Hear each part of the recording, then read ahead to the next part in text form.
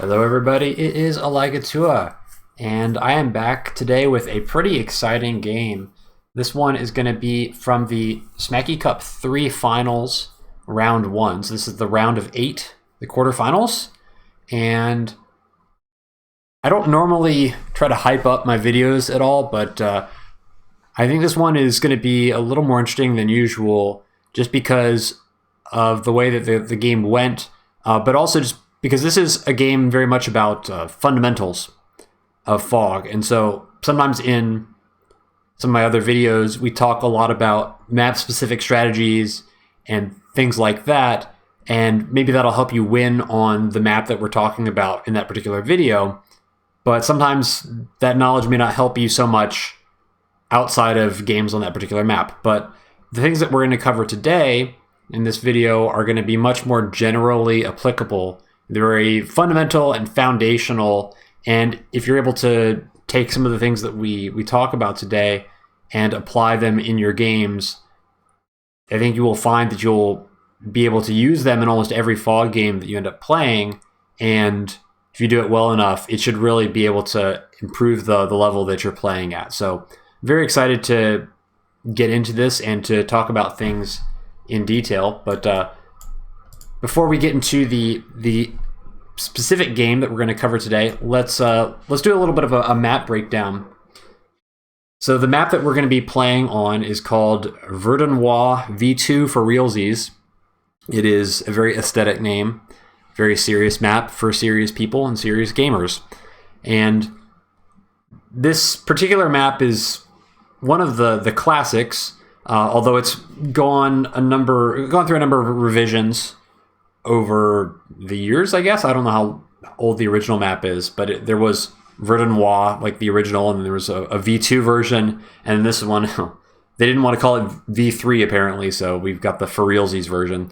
And the main thing, I think, with the newest version is that the HQ got kind of moved back. It used to be like here, and then it got pulled back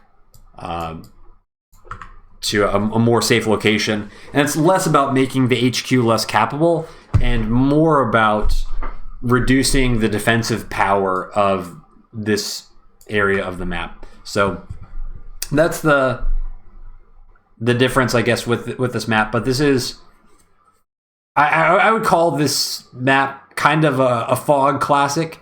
Maybe not quite up there with Chosen, Reservoir, and Stalingrad, but maybe just below it in terms of being kind of an iconic map to play on, and it's a map that most fog players have played at least on one iteration of this map, at least once before, if not on multiple versions. And I've played on this map both in live and also in Global League in the past when it was in the rotation.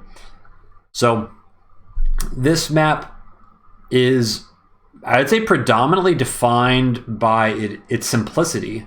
So you've got 3 bases just nestled away in the corner here, and then you've got this forward base here that is somewhat blocked off by this river so that you can't reinforce vehicles any more quickly. So all 3 bases are going to have equal vehicle reinforces to either front.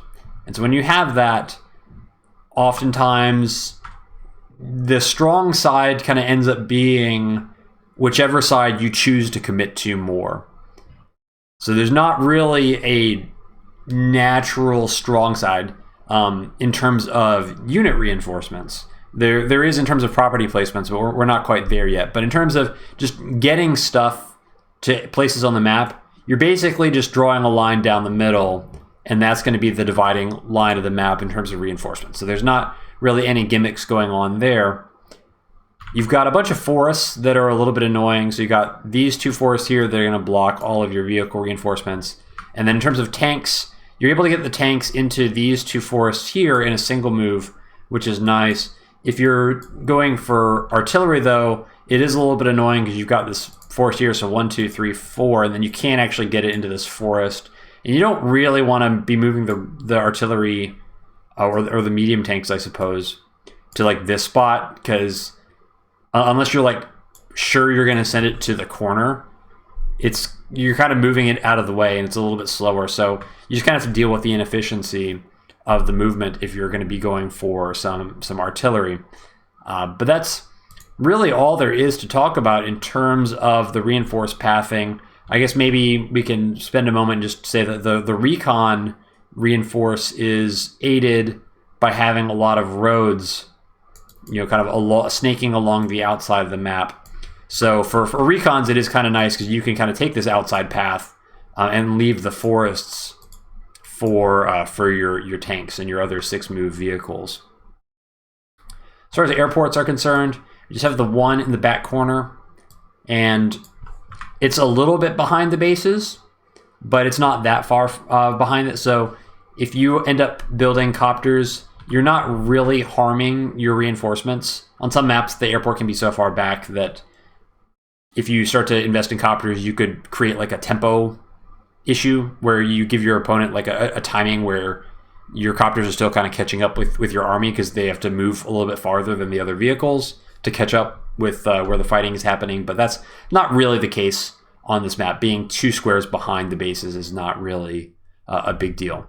And in this forward base, you are able to send infantry directly across the river, and so your side bases are going to be able to send infantry like here and here, but the center base can send infantry here or here, which isn't necessarily farther forward, but it is closer to the center of the map. So oftentimes, if you have the ability to choose one base to build infantry from, you're going to be building it from the center base, because oftentimes that's going to let you get that infantry to the fighting one square or one tile quicker than you would otherwise. But it's a pretty minor distinction and usually doesn't end up playing a big factor. So you can kind of just build whatever you want from whatever base you want. So yeah, not a whole lot of shenanigans going on with our bases on this map. In terms of comm towers, again, not a whole lot crazy going on. Comm tower pretty far back from the center line as I draw my extremely not straight diagonal across the center of the map. So you can see it's like kind of 3 tiles behind the center.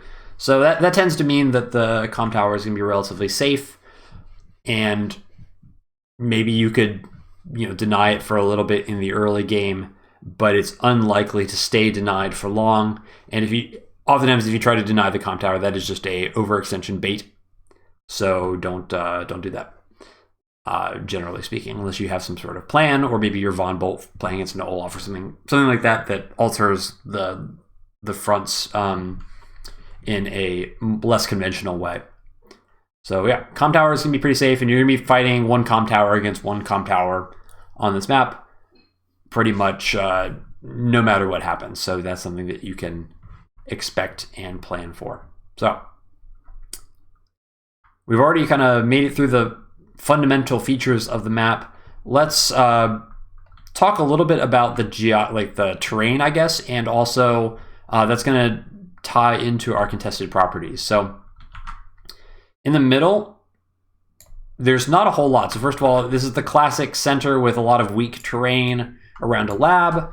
I do love having the labs in tournament maps because that's like a natural tiebreaker, and it gives you something to fight for if the map happens to split evenly and the game gets really stalled. That's a very good thing to have. But also you have these 2 forests on the center kind of line of the map, and these 2 forests are very important because if you're able to control them, they're very obnoxious to get recons into.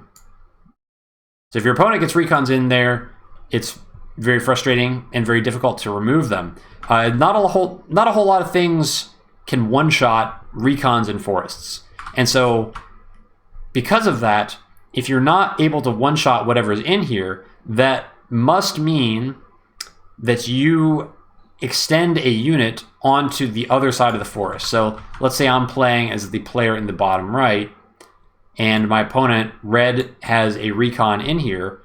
Well, I need 1 unit to see what's in the forest, and then I'm going to need 2 units to clear it out. Because again, we're not going to be able to one-shot a recon unless we're like getting some help from like a power or have like a neotank or something like that. So barring that situation, we're going to need to put something on one of these two squares on our opponent's side of the map to be able to see into the forest, to be able to have 2 units here to actually clear it off. And the same goes for this tile as well. So if you're able to get recons into those forests, you actually see pretty far into the opponent's side of the map. You're able to see all the way kind of here across this safe line. And so if anything is front shifting from one front to the other front and you've got a recon in the center, you are definitely going to be able to see it. So those tiles, they're not really useful for contesting any properties necessarily, because it's only this lab in the middle. So you're not going to be able to control those tiles and gain an income advantage. But in terms of vision control and knowing what your opponent is doing, it ends up being very important to be able to control the center. And even sometimes getting infantry into these tiles can be very beneficial, just to be able to know that your opponent doesn't have their own recon in there, and to know that your front shifts are not immediately going to be seen. So the center area is very valuable to control if you can do it, but there's no real contested properties there. And really, there's 6 contested properties total, and they're not all created equal. So let's look at these 3 contested properties. So it's going to be these 3 over here and these 3 up here. And in terms of like priority, this is the most contested property. This is second. And this is third.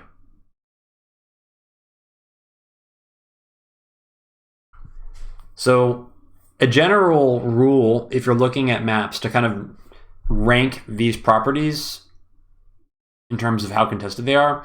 So 1, or I guess the first principle, the closer it is to the center line of the map, the more contested it will be. So as you can see, these 2 are directly on the center line of the map, so that makes them extremely contested. And also, the closer the property is to the center of the map, like this center, the closer it is to there, the more contested it ends up being.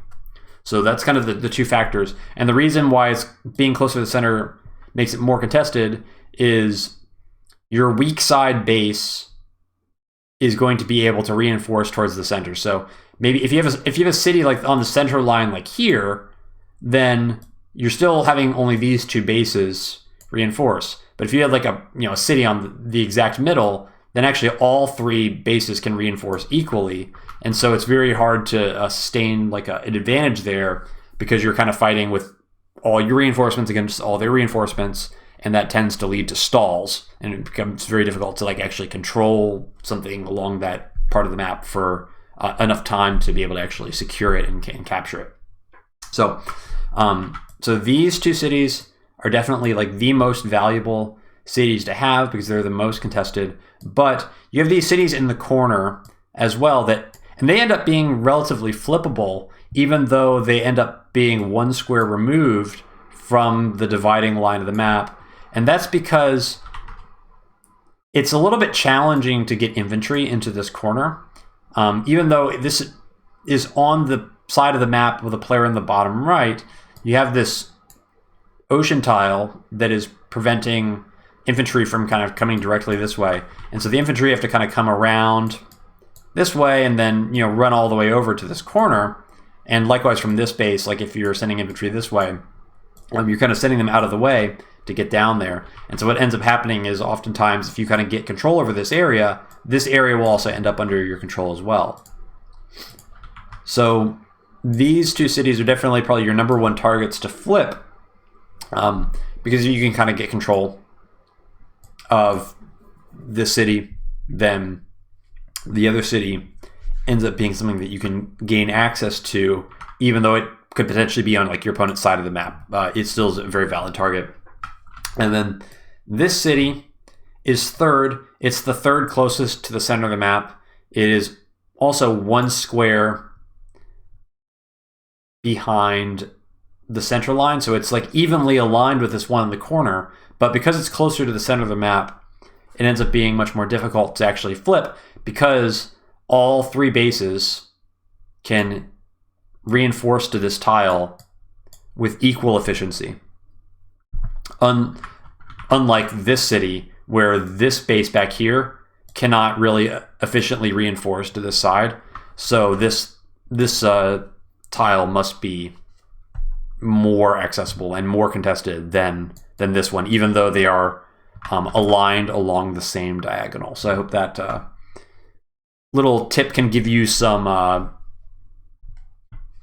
general advice, I suppose, if you're looking at like a new map for kind of understanding what cities might be more contested than others. But yeah, so that's really all of the contested cities. And this map is not especially complex, I would say. This has been used as a live league map, and generally live league maps are simpler than the traditional global league maps. So we're going to be playing this map as an async game, so this is obviously not going to be a live game, and that's kind of interesting and maybe not necessarily the most traditional way to do things, but it is going to, I guess the simplicity of the map is going to bring out some of the fundamentals more so, because there's not a whole lot of quirks. There's not a whole lot of weird like reinforcement quirks or things like that. There's not a lot of weird terrain or anything like this. This is just a very normal, it's not even necessarily, boring is the wrong word, right? But it's just, it's a map that doesn't have a lot of gimmicks. So you're going to get a lot of very standard VOG play. And that's just what you can expect from a map like this. So I really do think that covers it for our map breakdown. There's not really a whole lot more to talk about. So this is maybe a record speed for a map breakdown. But we are going to be playing this map in Tier 4. And it is in the tournament match is actually Tier 4 plus Lash. And to provide the tiniest of spoilers, nobody in the round of 8 ended up picking Lash. So nobody got baited by Lash. And the reason for that is that if you look at the line of contact here, so looking along our line where generally the fighting is going to happen, you have a couple of cities, but generally speaking, the terrain is almost all plains and all roads. And so Lash is not really going to benefit from that. But also, the movement powers are incredibly valuable on this map. And I think Lash's lack of a movement power really harms her ability to compete against the other Tier 4 COs on this map. And you can see why that's the case if you just do a little bit of counting. So let's look at our tank moves here. So from either of these bases, we're just going to start going this way first. So one tank move is here, right? And then 1, 2, 3, 4, 5, 6. So 2 tank moves is here. And then 1, 2, 3, 4, 5, 6. So 3 tank moves is here, and that takes us across to the center of the map. So this whole area here, and especially, see, I think I've encountered from the other side, but it's very similar. But basically, so this little strip in the center here, if I kind of extend my diagonals across, is going to be the section of the map that is 3 tank moves for both players. And so because it's 3 tank moves for both players, that means that anything kind of inside this little band here is going to be incredibly contested. That being said, what happens if you add movement powers to that calculation? So again, we're at 6 for one move, But let's pretend like we've got a superpower available to us, and there's a number, almost all the tier 4 COs have movement bonuses on their superpower that are going to provide +2 movement. So now you're looking at 1, 2, 3, 4, 5, 6, 7, 8. And now the 2, so if you can reach this square or this square with 2 moves, then you can attack anything along this diagonal. And this diagonal is just 1 removed from the center line of the map.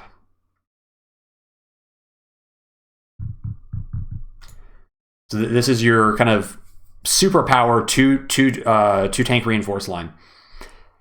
What this means is that once superpowers come online, it is very, very, very dangerous for your opponent to extend across this center line of the map, because if there's a super CO power and your opponent is across the center of the map, they will be activating your second turn tank reinforcements. And so the kind of the margin of error for overextension is very, very thin. But if you're picking a CO that doesn't have movement bonuses like Lash, then you're not getting that benefit. And so you have to play around your opponent being able to punish overextensions, but your opponent doesn't necessarily need to worry as much about you getting that bonus. So the Lash powers and the weakness of the Lash powers and the lack of movement on the Lash powers, it really is the importance is amplified on this map, and I think it makes Lash a pretty poor choice. And everybody else in the quarterfinals agreed with that, as you can see with their picks. So looking at moving on from Lash and why Lash is not a good pick, let's talk a little bit about what might be a good pick. And I mean, my general policy for tier 4 COs has been that it doesn't matter so much what you pick in tier 4, because it, ball don't lie, I guess. The better player tends to win in tier 4 because the disparity in power between all the different COs is just not that large, and the differences in player skill tend to outshine whatever differences there are between the COs. In practice, a lot of players picked Jess on this map, and some players picked Koal on this map. Now, Koal is not a CO that you see a whole lot of, but I think there is a strong argument that this map is extraordinarily good for Koal compared to almost any other map that you might consider picking Koal on. So first, let's talk about Jess. Jess, the case for Jess, I think, is very straightforward. The map is very open. This whole center area, there's a lot of roads, so recons can move around very freely. It's a map defined by a lot of front shifting.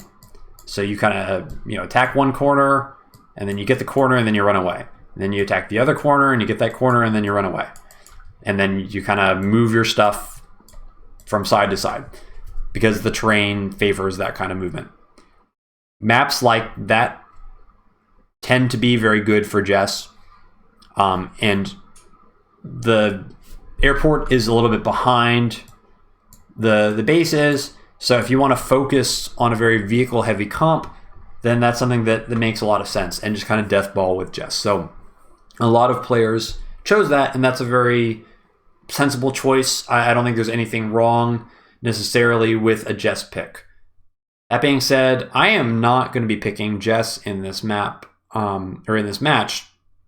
I'm going to be picking Koal. And there's a couple of reasons for that. And in order to understand why someone might pick Koal on this map, you really need to understand what Koal is good at and how to play as Koal. And it's, again, not a CO that you see a whole lot of, so I think a lot of people probably don't know what to expect to play as Koal effectively. So, in general, when you think of Koal and how to play Koal well, you need to be thinking about Koal copters. That is the number one reason why Koal is going to be good. So don't get baited into thinking that it's just about roads. It's not just about having a lot of roads. Certainly that's very important, and if there's not a lot of roads, then you probably don't want to be considering Koal in the first place. You probably want to be considering somebody like Adder if you think that the infantry fighting is very important. But Koal wants copters on roads. That is the defining characteristic of a map where Koal can be effective on, because Koal copters are going to get the superpower bonus. Well, certainly the day-to-day bonus, the CO power bonus, and the superpower bonus for Koal give extra damage on roads, and that's going to apply to your copters. But as Koal, you're still not thrilled about having a lot of tanks on roads. And it's not like you want to pre-position a bunch of tanks on the road to get your day-to-day bonus as Koal. Because if you do that, then you're setting yourself up to get counterattacked, because roads are weak terrain. They provide no defense bonus. So if you just kind of naively line up all your units on the road and you're like, oh, I'm Koal, I'm going to get my my 10% bonus from being on the road, well, what's likely going to happen is your opponent is just going to say, great, and smash into you and kill all your crap because you have no defense on all of your units. So that's not really the way to think about Koal. But having copters on roads with your powers is actually really good, because copters are not going to be getting that defense bonus anyway. And you do hit a number of thresholds with your copters on roads. For example, Koal superpower copters on roads will one-shot opposing infantry on the road. So that's very important. And additionally, for your day-to-day power, you are going to be able to deny infantry captures when you have both infantry on roads. And if you have one infantry on a road and one infantry on a plane, you're going to get a pretty favorable roll to be able to clear off an infantry on a city. And that ends up being very relevant, because if you look at our contested cities here, so our most contested city has one side completely adjacent to roads. So if you are Koal as the red player here, and you control this area, which is pretty safe for you with your infantry, and your opponent is not able to lock down the city, you can kind of deny it for a long time just by sending in infantry to these two tiles, and you can keep this city neutral. Just like maps with a lot of planes can do the same thing of, like, for the other side, like if you're playing Jake, right, like you would have the same benefit for the center city. And then likewise for our green, or lime. I don't know what this color is. We're gonna call it. I want to call it avocado. That's what I want to call it. Anyway, for our green player in the bottom right, if you're playing as Koal, so this city becomes very easy to deny. So, and the other two contested cities as well have one tile that is road. So Koal is going to be able to get some value from the day-to-day for all of these contested cities, because the day-to-day allows Koal to have the potential to contest these cities purely with infantry, without vehicle support. And that's very, very important. So being able to contest the cities without vehicle support means that you can deathball your vehicles more strongly elsewhere. Jess does not have that luxury necessarily, because Jess infantry really cannot contest captures without at least some kind of vehicle help. Usually that's going to be like just kind of the weak side recon, right? That's going to be responsible for interrupting captures. But that is one tactical advantage to keep in mind if you're playing as Koal, especially on this map.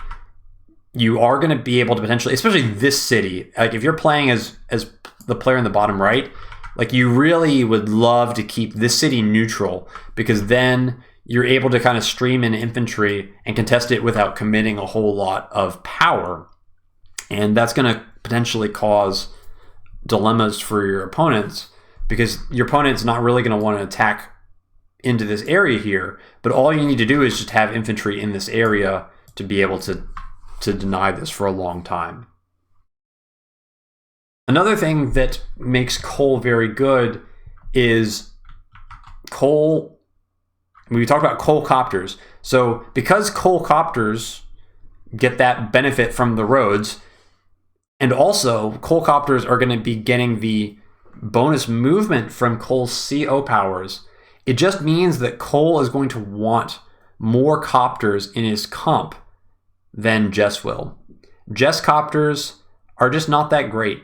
Obviously, they're going to be taking the firepower disadvantage, but that is not even necessarily the worst thing. The worst thing about Jess copters is that they're not getting that movement bonus from the CO power. And so in a map that is defined primarily by front shifts between the two sides, Jess copters have to be closer to the fighting in order to be able to participate in the fight, compared with Koal, who can sit back a little bit further and then take advantage of the movement bonus of the CO powers to get involved in the fight efficiently.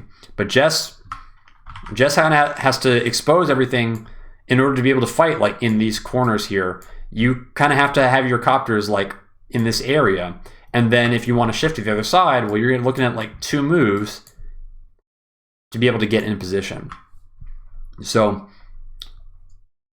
not only do the CO powers synergize with Koal for copters, but the simple fact is, because Koal wants to have more copters in his comp, this means that Koal is going to have more opportunities to build infantry. And for every copter that Koal builds that Jess doesn't build, unless for some reason you're base skipping, which you shouldn't be, this means that the unit count in the medium run is going to tilt slightly towards Koal, because Koal is just naturally going to have more infantry.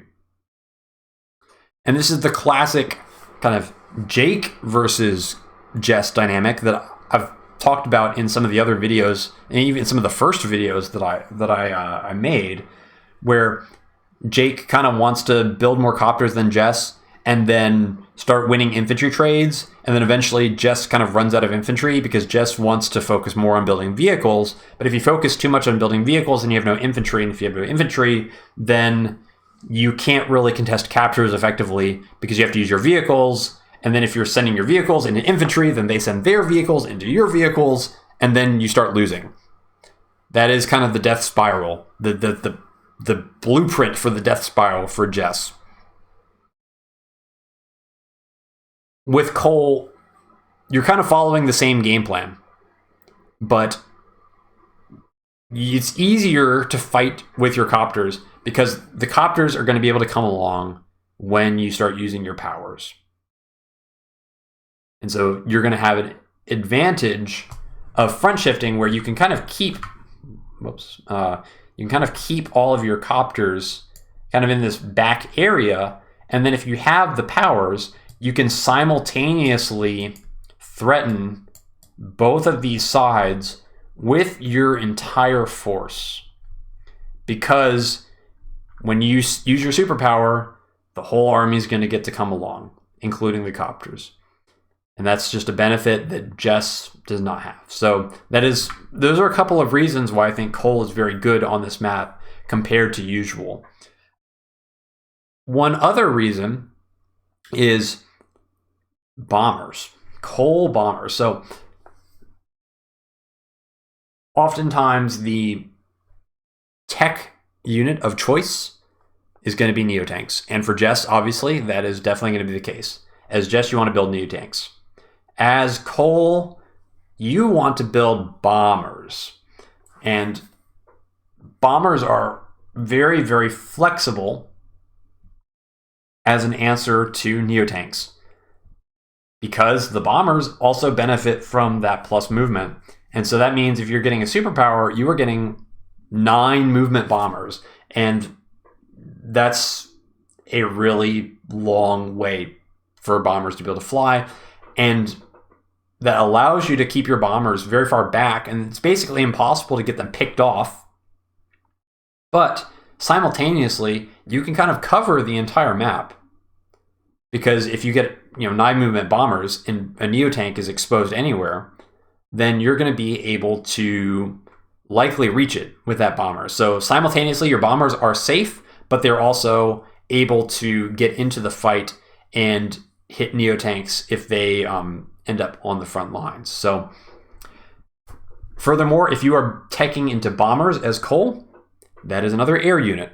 And the more air units you build relative to Jess, that's also increasing your infantry advantage.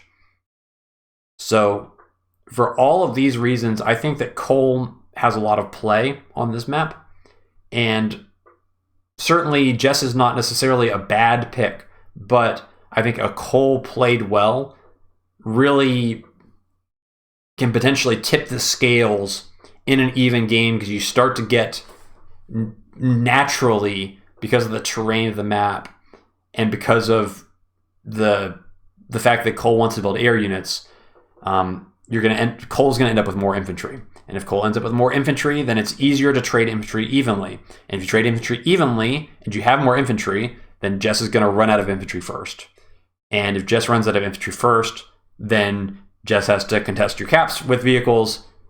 It's the same thing that we just talked about in the context of the Jake versus Jess matchup. But it just works pretty well on this map because of the terrain. So that, I think, is a lot about the matchups, and much more than I normally discuss about the matchups, because I think there's a lot to it.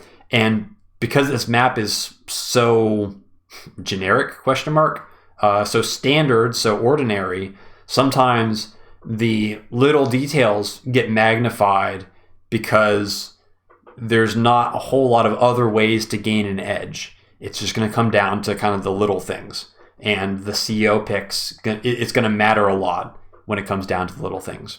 So there, I think we are good in talking about everything that is not the match. Let us transition over and get into this game. All right, we're in the game. Let's get it started. So first couple of turns, not going to be super exciting. So I guess while we go through this, I can talk about my opener a little bit. In this game, I am going for something very, very boring. Basically, just trying to be as efficient as possible. And what I want to do is I want to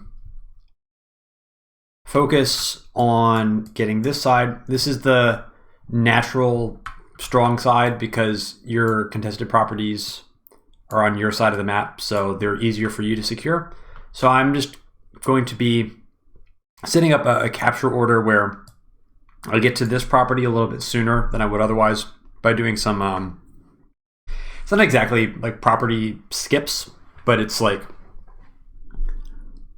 kind of jumping my infantry ahead, doing when you have chains, you can kind of jump the infantry ahead a property and it just defers 1k income to the following turn. But overall, like your total income that you're going to get over the course of the game ends up being the same. So we'll be doing that, and we're going to actually opening tank, which is something that I don't often open.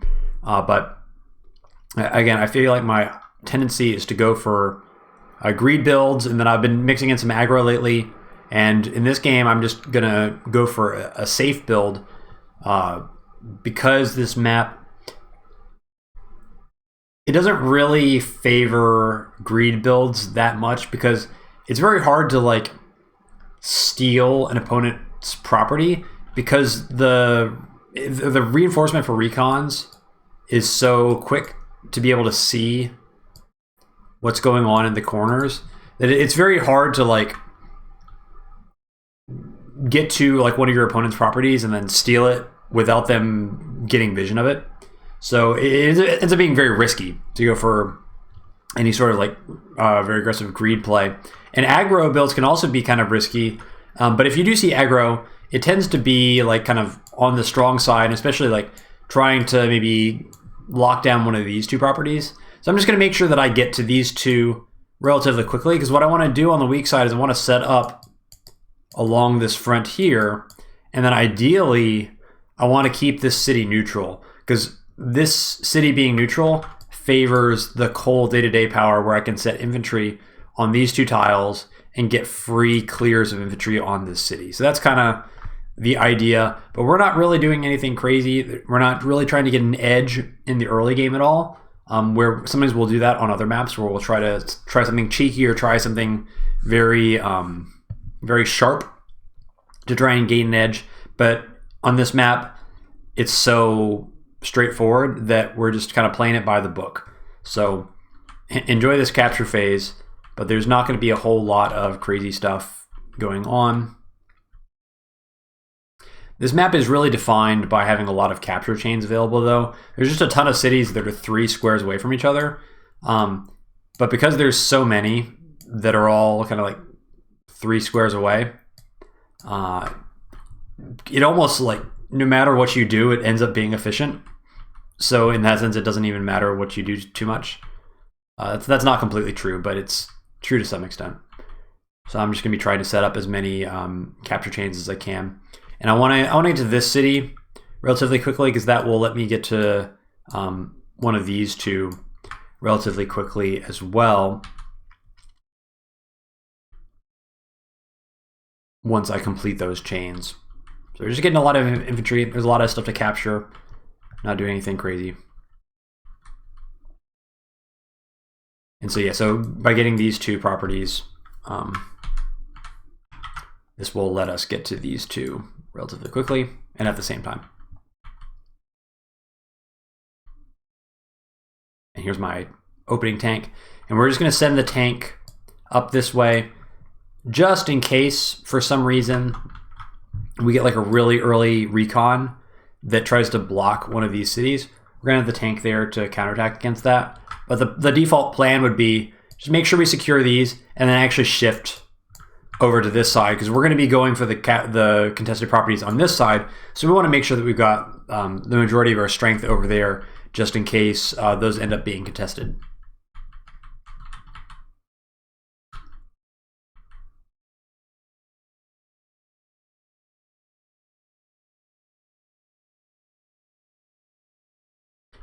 So we're going to go for an early artillery as well as a recon. So again, we're going to be trying to set up some good control over here. We've got the tank to fend off any harassment, but we need to get some vision over here. And you don't want to wait too long before building your artillery, because the reinforcement is obnoxious for artillery, as we talked about in the map overview, where the artillery is going to get kind of stuck here. So if you wait too long to build the artillery, it's going to take a while to get to the front, and you don't want to be in a situation where you are fighting and your artillery is like 2 or 3 turns away from reaching the fight. So you want to get it early enough that it can actually be at the front when the fight begins, because that's when you're really going to get that value.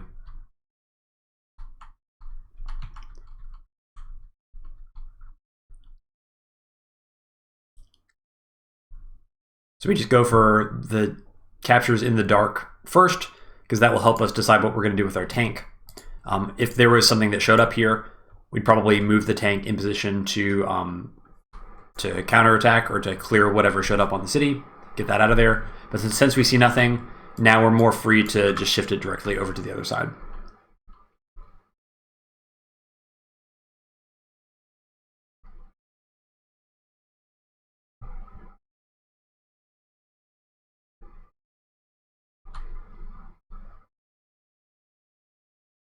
All right.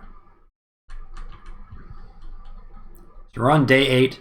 Nothing too exciting has happened so far, and we're going to get a recon for this front, and then we're just going to be reinforcing tanks this way, along with our strong side.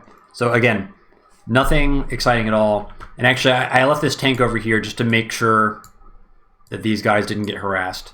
But the second these captures complete, I'm free to send the tank away. And then this recon's job is actually to see this city, because now that we've got everything captured over here, these infantry are actually ready to fight, and we want to be fighting. We don't even want to capture this city. We just want to deny this city, and so we need vision to be able to do that. So that's what that recon's for. And this gives us a nice 15k income turn, which I'm pretty sure is going to turn into tank infantry if I remember correctly. So this is just a nice income curve. We don't see anything happen. I move this infantry over here before I move the tank away, because if there was infantry here, I might consider interrupting it with the tank. Maybe, I don't know for sure. It might be a little aggressive, but I'd at least consider it. But since we don't see anything there, we're free to plan the rest of our turn. What? Why are you here? Why are you here? So let's pause for a minute. This obviously was very unexpected. I was not expecting to see an infantry down there. If you want to get an idea, just a very quick kind of back of the envelope way to figure out if something is weird or not, look at my infantry on this side. Okay, all these guys have just been capping at the normal pace, doing whatever. And I just finished capturing this city this turn. So I am like 2 moves away from even being able to capture this top city. And yet this guy is already here. So this basically can only mean one of 2 things.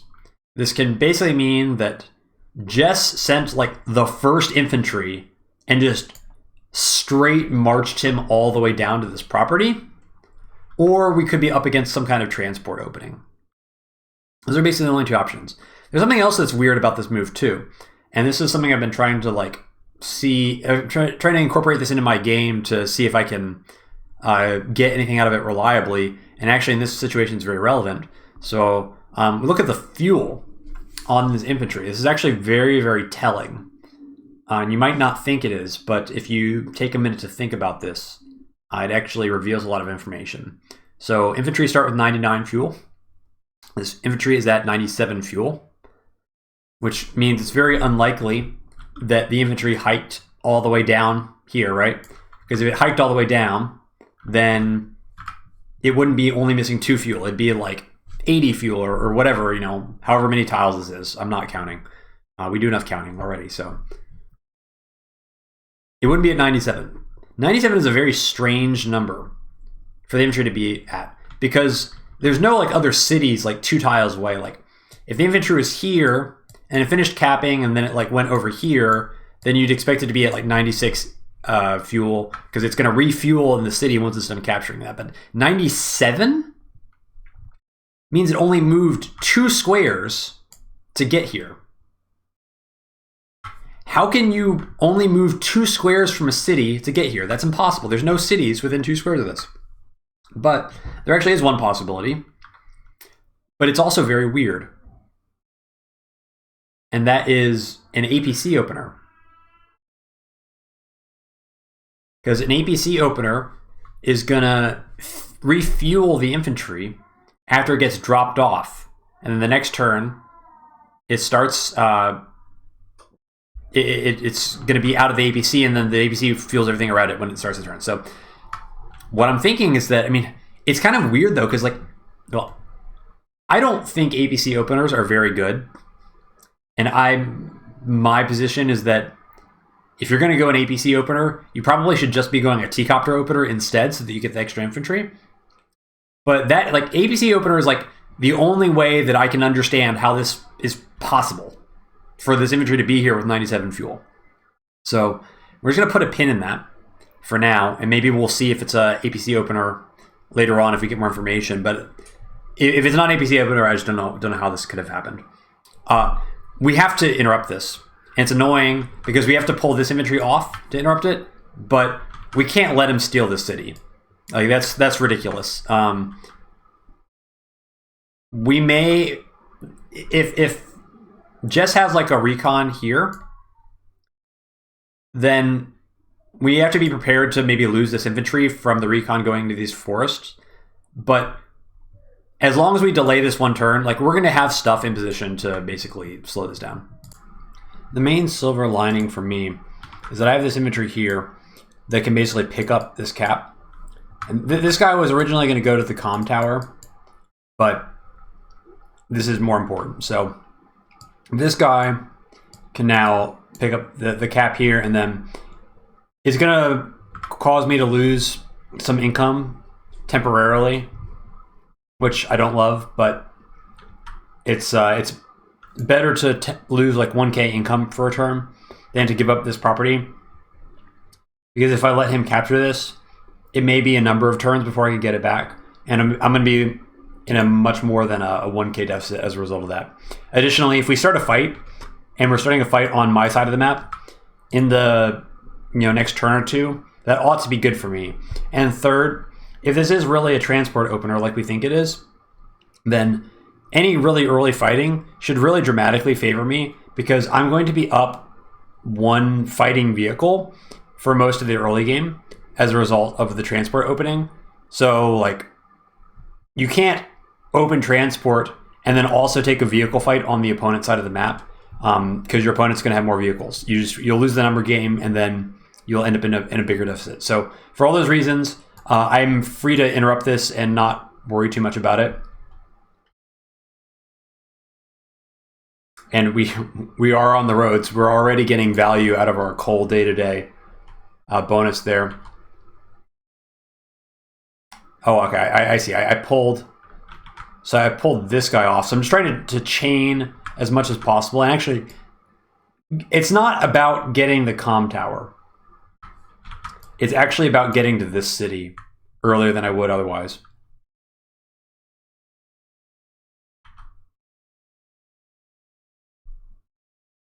We do have a lot of infantry on this side, so it's not the worst. And we are going to be shifting everything over here. So overall, it's not great that I had to pull the infantry off to interrupt that, but we are like, if a transport opener that goes for a city steal that gets denied is probably going to be advantageous for me more so than my opponent.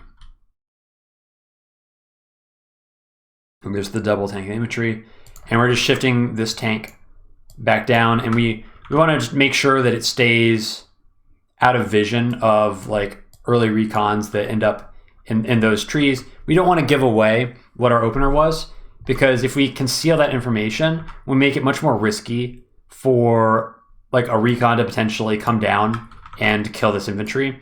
Because if my opponent has not seen any vehicles, then exposing a recon in these forests it's not actually safe. Like, for all my opponent knows, like I could have 2 tanks ready, or like even 1 tank and an infantry is probably enough to get rid of a recon in the forest. So even though we're a little bit out of position, it's not the end of the world. And he actually counterattacks with this infantry, which is kind of surprising. I don't really think that's the best option. I think if you kind of get caught trying to steal a city like this, it's just better to actually retreat the infantry, because now this infantry is going to for sure die. Like, there's no way this infantry is going to survive, and this infantry is going to survive as well. So it's just -1 infantry when you could have potentially saved it. So I tried to do some like silly movement shenanigans here, but and we clear it with a recon, and now we're just going to go. We actually pull off this city again, because right now it's really important that we get all of these contested properties as quickly as possible. Because if we get all of these 3 next turn, we know that this property hasn't been captured yet. So we're actually, like, with all these infantry are ready to go. We're in a really good position just to deny this forever. And so if we get our 3 and we deny one of the 3 on the other side, then we're going to be ahead in the income battle leading into the mid game. And we actually, so we jump this guy off the comm tower and go up here. And so obviously delaying the comm tower is not going to be costing us any income, because even if we cap the comm tower, it's not going to give us any money. So this is actually economically beneficial to skip this.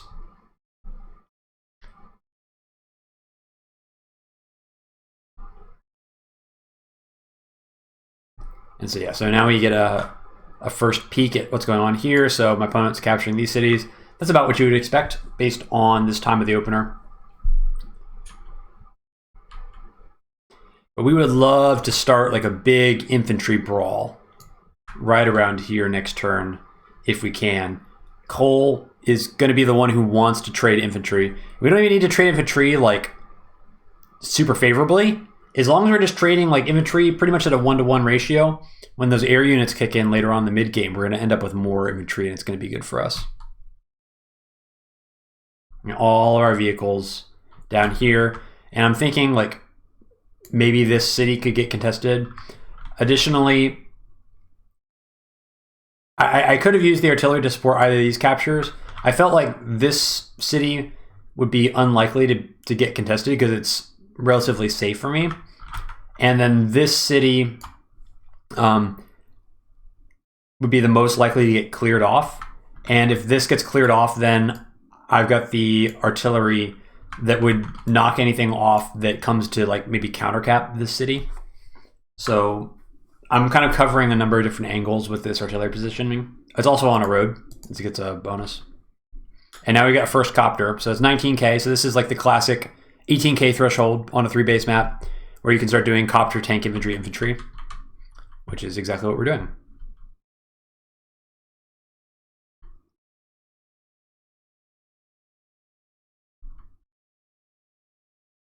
So we see a Recon come in here.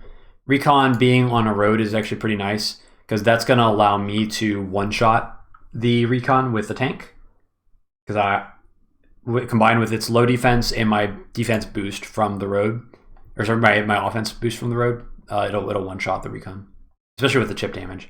And then actually a tank comes in here and pops that infantry, so that's pretty surprising. This is a really aggressive opener, especially like extending on my side of the map. And we still think this is a transport opener. So like Jess should not be able to get away with this. Like I should be stronger over here.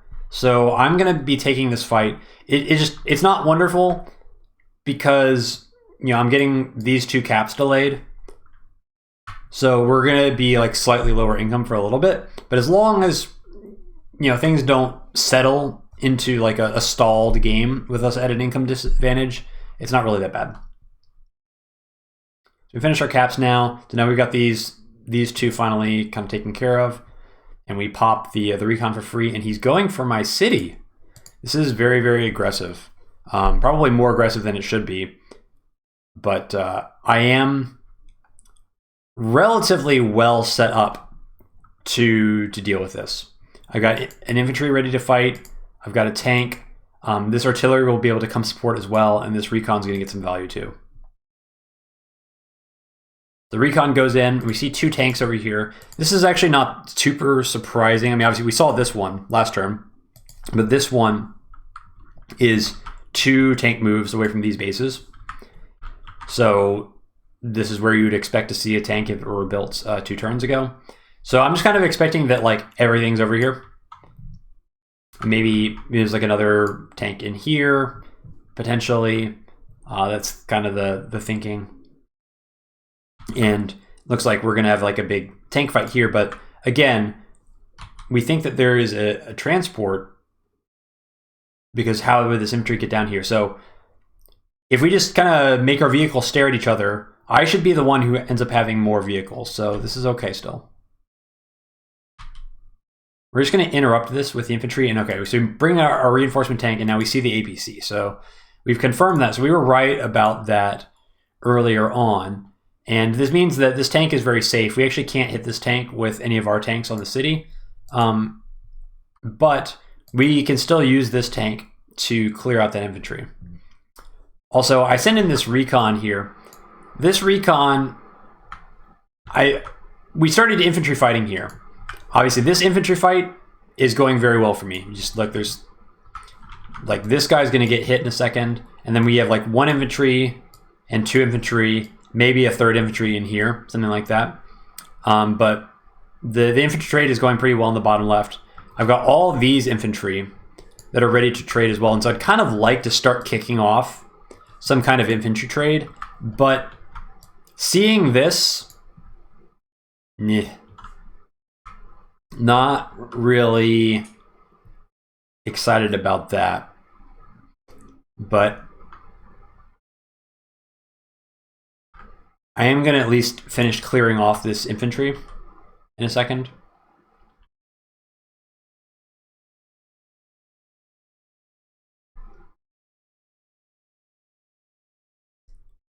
We do something also a little bit unusual. We are going to just show our artillery positioning to the infantry. It's not that bad of a... It's not really that big of a deal. We don't really want to put it here because this is very easy to break through, and we could end up with a tank on our city hitting the artillery, which we don't really want, even if it's a little bit overextended.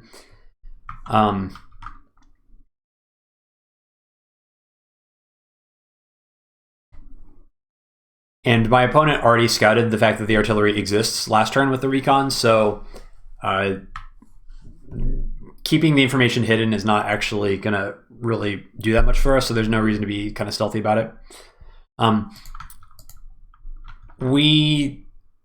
Even though we think that everything's over here, we actually don't want to commit anything more to this fight, because this stuff is far enough back that we can't actually reasonably start an infantry engagement, and we don't really want to cross this line anyway. There's obviously no even remote chance that we could put an infantry on this city and hope to capture it based on the position that we're seeing. So we just have to accept the fact that this recon's probably going to die next turn if there's a tank available. If the tanks are all over here, though, then we're going to be feeling pretty good. But it's looking pretty dicey. So now, again, we want to invest in copters. Koal loves copters, so we want to get a lot of them into our comp.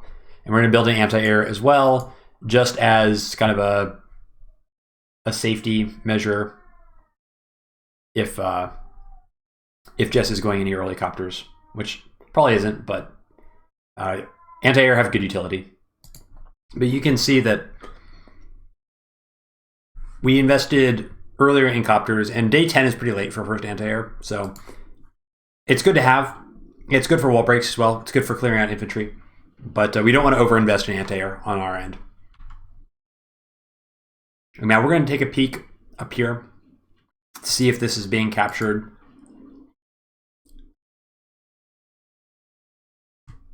This is maybe more aggressive than we should be with our infantry positioning, but I think we saw last turn some infantry like pull back on this side, and also no infantry came over over to this city, even though I think they could have. So this suggests to me that my opponent thinks that they're weak on this front, and so I'm kind of expecting everything to be over here. So I'm hoping that maybe if Jess is going to be weak here, that let's maybe put some pressure on this city. And if not, we're only going to commit like 1 infantry to this, so we can always run away if we want. And so just setting up kind of a big hug on this property without committing anything to it. So Recon comes down here and sees a whole lot of nothing. And we see a tank show up from over this way. So we were kind of right that everything is over here, but there was one tank that was centralized enough that it could shift back over to the side. And that's just something you see because this map is so small that, you know, whatever's on this city really is covering almost the entire middle section of the map on either front. So I'm going to be losing that recon. So that's not really great for me. But we're ultimately will trade recons because my tank killed the recon that was over here, and now I've lost my recon. So we both kind of lost weak side recons. It's not the end of the world. It could be better for sure. I don't know about this. This is kind of setting up an infantry trade on the side here, but I've got the high defense terrain. So the continuation from this is probably better for me, and the infantry didn't even die.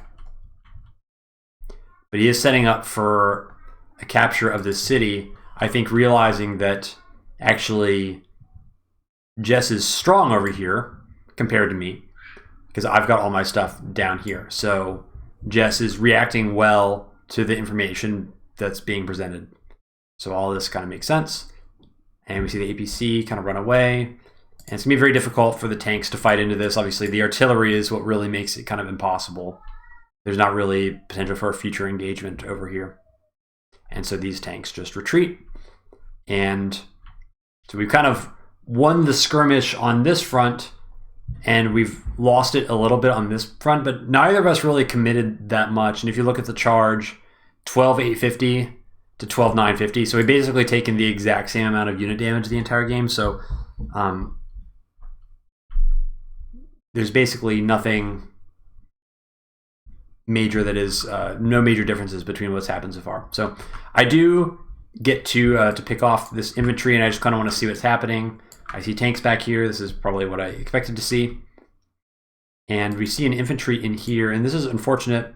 I maybe should have put the infantry here so that I could clear it off with 2 units here instead, and then leave something in the forest. But this is kind of the infestation. Like if you get control of the center area, it's pretty hard to remove stuff that gets in there. So I'm just going to leave this infantry here for now, and we'll reevaluate next turn. And instead, I want to use these crappy infantry just to wall. And so if I'm going to be down a property over here, like my opponent's got this property, but I don't have this property. So I'm at like a minor income loss or a minor income deficit right now. So I just want to really make sure that I lock down both of these properties. And then we're going to infantry trade over here. This is a really nice roll. But again, infantry on the road, so I'm getting that extra 10%. Otherwise, that would not have had a chance to kill. And then we're just using the terrain pretty well. So this is the high defense terrain. So as Koal, you love to have infantry on infantry brawling. That's really good for us. And we just want to reduce the total number of infantry that Jess has, because as we get these air units out, it's going to leave us with infantry reinforcements, and Jess is going to be harder pressed to get those infantry reinforcements if she's focusing very heavily on vehicles.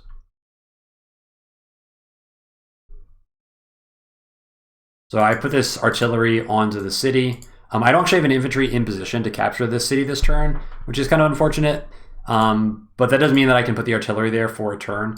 If for some reason Jess tries to stick around and maintain a presence in this forest, then I will be able to remove that pretty easily with the artillery. And having the artillery on the city means I don't even need necessarily to wall for it, because anything that kills the artillery would then itself be exposed. And so if you're trading 2 tanks for an artillery, it's not good. Although I do end up walling for it. But I am starting to think about shifting to this front now, because I've got this corner. I'm going to get hopefully this city next turn. If I get this city next turn, I don't really have anything to accomplish on this side anymore. So I can just kind of slowly, well, it won't even be slow. It'll just be kind of rapidly transitioning all my forces to this other side.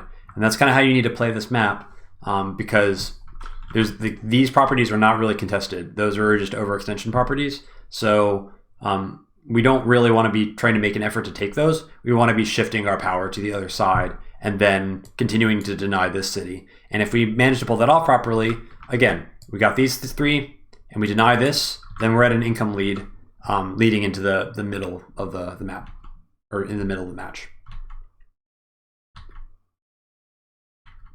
So just consolidating our stuff kind of, and And this is like the central pivot point, right? So we just want to consolidate around there next turn, and then we'll figure out where we're going after that.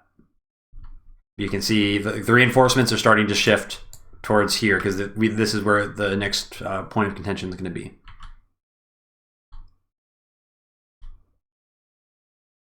And then we just take a little pot shot over this infantry because this infantry is overextended onto our side of the map. And the more infantry we damage, the easier it's going to be to defend this city. Because if there's just no full HP infantry available to capture the city, then I don't need to send units to clear any infantry off there. So this is a good opportunity to do as much infantry brawling as I can. So this guy gets popped with a recon. Actually, an anti-air shows up onto the city. So this is very aggressive anti-air usage, but it's not a bad idea. It does, however, block the city. So that city is not going to get captured again this turn either, which is kind of nice for me.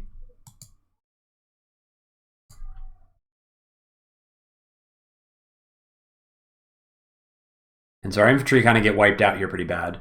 And he goes for this capture. This capture is, I think, a little bit ambitious. I think it's probably would have been better to try and focus on getting this city.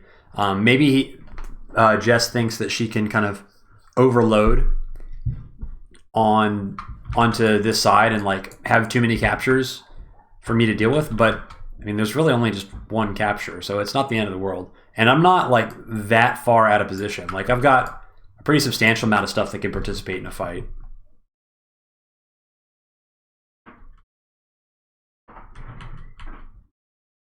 And we see the front shift continuing. So it's no real secret what is happening for both of us, right? Like we're both shifting up here because that's where the next obvious fight's gonna happen. He does retreat that infantry, so that's good. So we kind of cleared him out of the middle. Very curious that he would kind of retreat off that city because that city is not, I mean, there's no way I'm gonna be able to threaten that, but very defensive position. Almost feels like a bait, right? Like, come on, send a tank in there on the city to hit that infantry. But we're not going to be taking that bait for sure.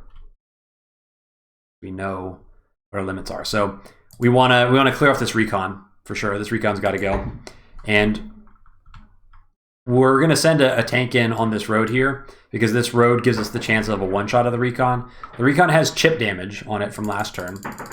If we kind of go back a bit.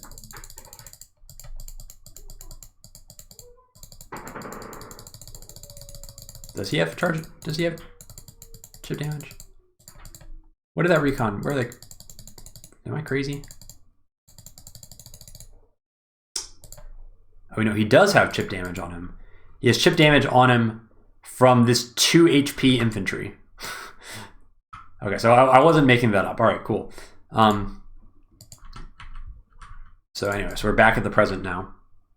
So I'm going to go in here, and I get this kill in one hit. That is a really, really lucky roll, and I'm going to figure out how lucky it was. Okay, I somewhat take it back. It wasn't actually that crazy in retrospect. I did the calculation. It's actually a 40% roll.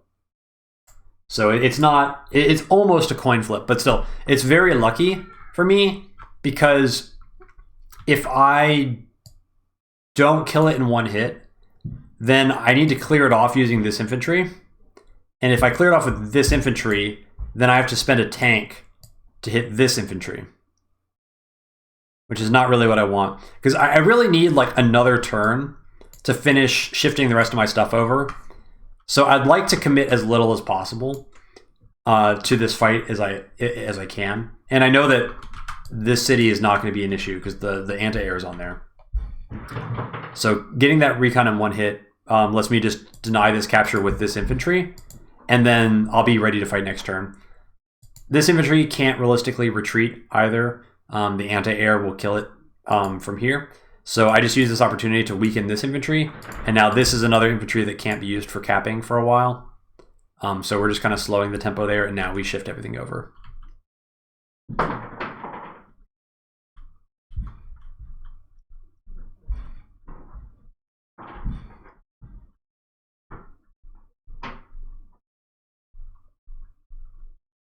So again, we're trying to get just a lot of copters out. Koal wants copters, so we need to invest in them pretty consistently. And we're set up, pretty far back. Like, there's no way we're ever going to get attacked. We don't need to wall for this artillery at all, because it's so far on our side of the map that it's not in any danger. And yeah, this tank probably is going to get smacked next turn, but he got a unit count for his unit count, and we ended up defending the city, which wasn't in like a tremendous amount of danger anyway. But really, the prize is this city. It's not this city. So the idea is we want to see if we can make sure that we deny any captures on the city next turn. So Recon kind of shows up in our face, but we've got blocking for this city. And this is just nice. This Recon was probably hoping to see something. Sees absolutely nothing, just infantry. Do lose the tank, not too surprising, but in terms of like army value, it did like 1 HP of chip on the tank. So like I lost 7,000 and I killed 4,700. I mean, it's not incredibly meaningful. And again, the charge is very, very similar as well. Like for day 13 to be within like 1K of charge means that the overall army damage, there's basically no difference at all. Another infantry retreat from Jess. And we're kind of back at half map here. Oh, a bunch of infantry fight into this infantry here. Kind of weird that the anti-air didn't come over to finish that off, and instead he opts to use infantry instead. And doesn't even kill him. But I think maybe he's concerned that if I were to like go in on this position really heavily with copters, that the anti-air would be out of position potentially. I don't know. It's kind of a weird move. And so we get this cap. So this completes our caps of the contested cities on our side of the map. Now we'd love to kind of just retreat here for a little bit. We've got a bunch of beat up infantry like this guy, and we'd love to just be able to sit them on cities for a while so that they can be full HP. Additionally, we're starting to get to the point where the powers are going to come online. And so this is actually a bigger problem for Jess than it is for me right now, because any additional fighting is likely to get me to superpower right away, but Jess is still a little bit further away, and there could be like a timing where I could get like a really big superpower off before Jess can. And if you're playing the superpower wars, it really, really matters that you get the first superpower off. And you can't just like spend it the first chance you get. It's got to be a good superpower, but it really does matter a whole lot. There's a number of reasons for that. And this is not something that it's something we've covered before in other videos, but I'll just recap very briefly. If you get the first superpower, then when your opponent counter superpowers the next turn, which is almost always going to happen, you will have the benefit of that extra 10% defense when they're attacking you, but they won't have it when you're attacking them. So that's a big advantage. Another big advantage is that your superpower will clear the following turn, which will allow you to build charge back up again. So if the fight continues beyond a single turn, you're going to end up with a pretty substantial charge advantage, because while their superpower is still kind of active on your turn following theirs, you'll be building charge and they won't. And if the fight is big enough, that can actually end up to be a pretty substantial amount of charge and let you get your second superpower much quicker than your opponent can. So those are two of the main reasons. But it has to be a good superpower. So we're not going to try and force it. So we do see that this guy is trying to cap that, but we're not going to let that cap finish, because the whole point of fighting over here is to deny this city as long as possible. And once we get kind of reestablished in this area here, then again, we're going to have the infantry in position. We can just kind of lock this down for a long time. So we kind of need to sack a recon to just delay this. But This Recon is still on my side of the map. So, I mean, it's going to die for sure. But we do now finally have everything in position now. So we're going to set up to pounce if our opponent overextends into us, because we'll have the superpower first if they do. Seeing the artillery is also very nice as well, just to know it exists, and also to know that it's not in range to shoot our Recon. That's always good.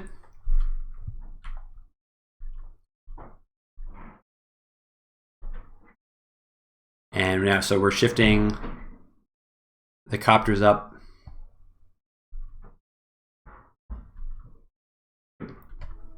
And now we're like fully ready to take a fight in this corner. And we think we've been trading pretty well infantry wise. Like, we haven't killed a ton of infantry, but look at all these guys. Like, these guys are all beat up. And the fact that they're all beat up means Jess can't really threaten captures on this property anymore because there's no infantry to do it. If you look at the units lost, it's 9-8. So it's whoops, I just bounced out of there. That's fun. So it's 9-8 in terms of unit kills. And right.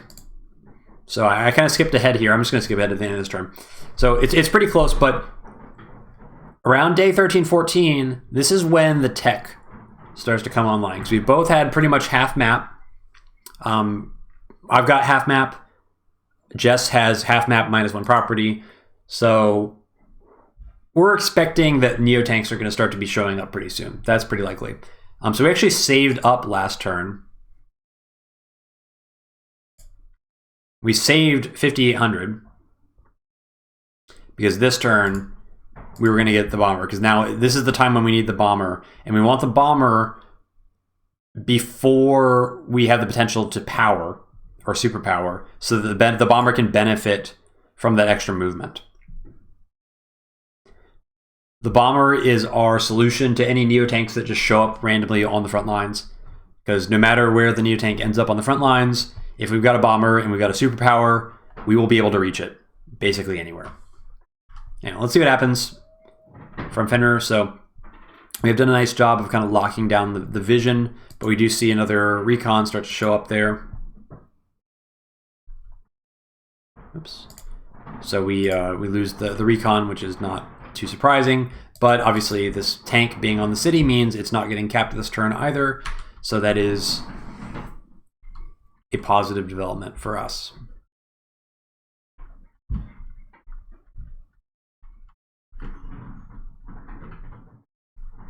A lot of things happening off screen, but not that much. So things have kind of stalled out, and this is primarily Jess having to respect the potential of a superpower. If Jess tries to commit to any sort of larger fight than what happened already, Jess is going to potentially let me get enough charge, and then anything that's on my side of the map is going to evaporate because it's going to activate a lot of units. That being said, I'm the one who gets to be scary, and so I get to attack here. So first of all, we just move the Recon around, and we see nothing, which is kind of surprising because earlier on, our opponent was making this like the side that everything was pivoting to. Now Recon's here, and it's absolute ghost town over here. So this tells me that my opponent is probably front shifting back down here. That's what I think is likely happening right now. Unfortunately, I'm actually pretty committed to this corner right now, especially with my air units. Like, this positioning is not amazing for me to be able to shift down here. So instead, I think my best bet is to just put some pressure on this city here. So we're actually going to send in a copter.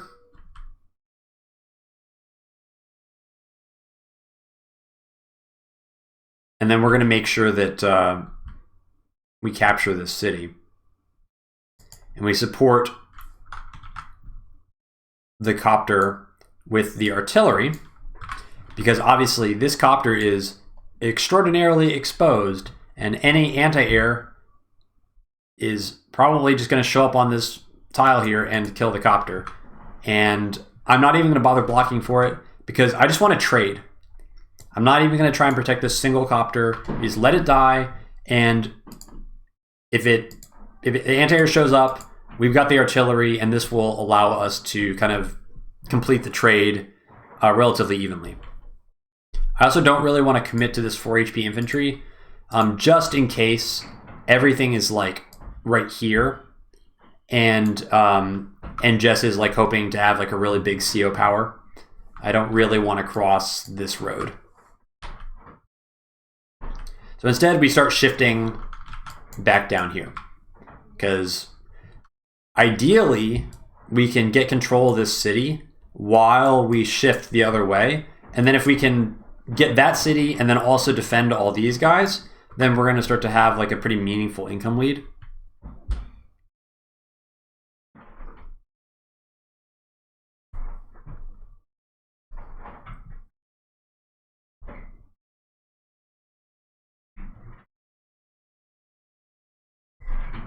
And we're trying to be as far back as possible because, I mean, we think it's likely, if the stuff is here, we don't want to get our entire infantry line smashed by being too far out.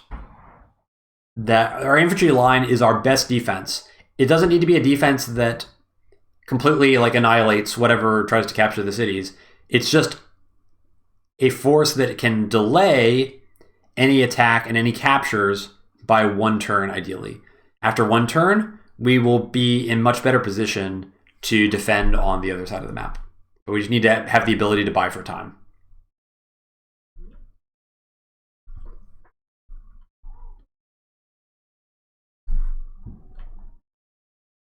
We also have like no vision on this side as well, so we're hurting on the recons a little bit.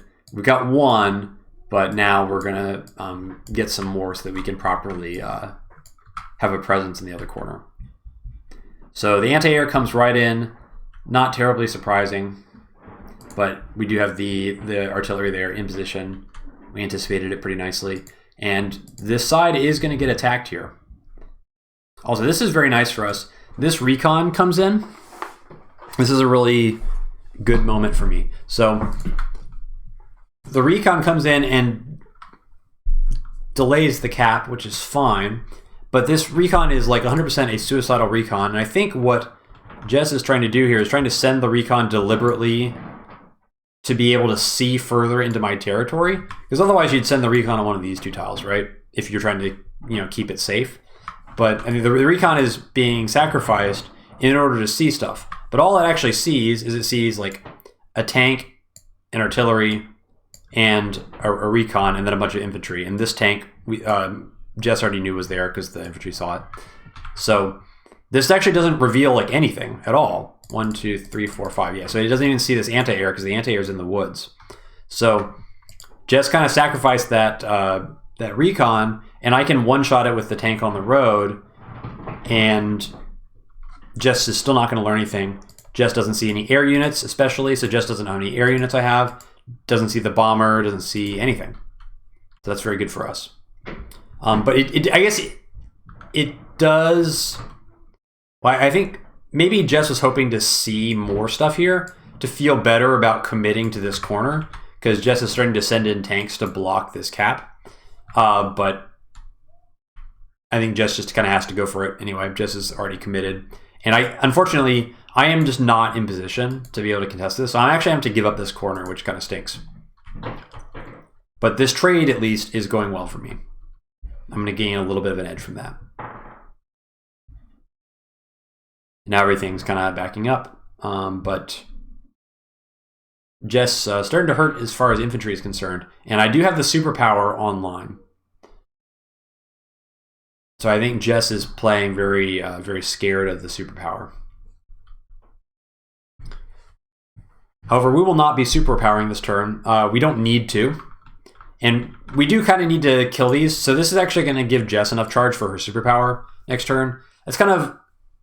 You kind of would like the game to stall out in a situation where like you have enough charge for superpower and your opponent doesn't. But if it doesn't work out, then it just doesn't work out. And we just need to kill this stuff. And we're both going to have charge or superpower. And it's just going to be, it's going to be kind of awkward for the next couple of turns. And we're about to enter into the tennis match phase of the game, as I like to call it. So first of all, let's just clear off the stuff that we're going to do. And we get a nice hit on that. And one of the nice things about this hit is we can actually finish off this anti-air with infantry, which allows us to commit our vehicles elsewhere, or more specifically, to front shift our vehicles elsewhere. So those two infantry combined take out the anti-air. We only lose 1 HP of infantry that was already damaged as well, so it's basically,